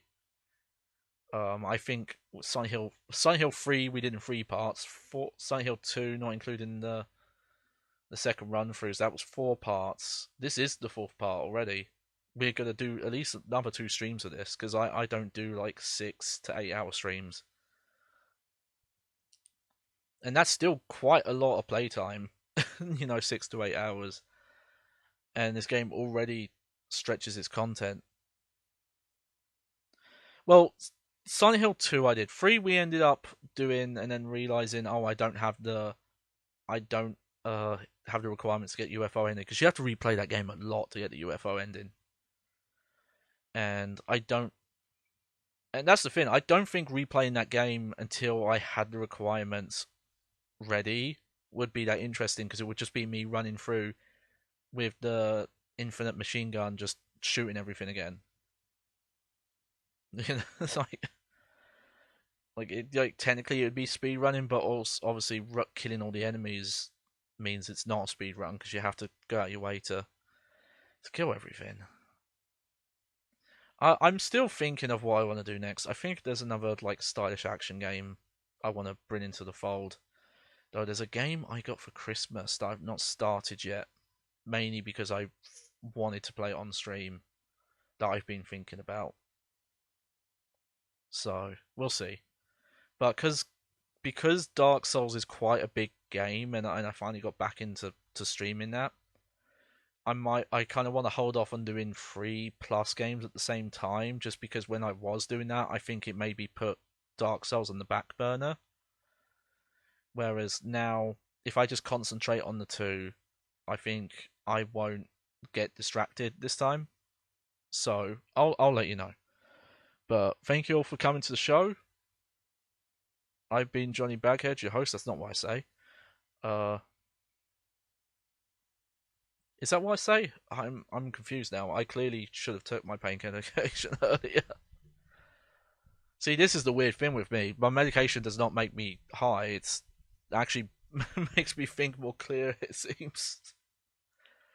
But hope you enjoyed the show. I was your host, Johnny Baghead. Walter, man, fucking trenchcoat, creeping motherfucker. And hey, we haven't even seen the final boss, so that's not. Hold on, I'm gonna do this.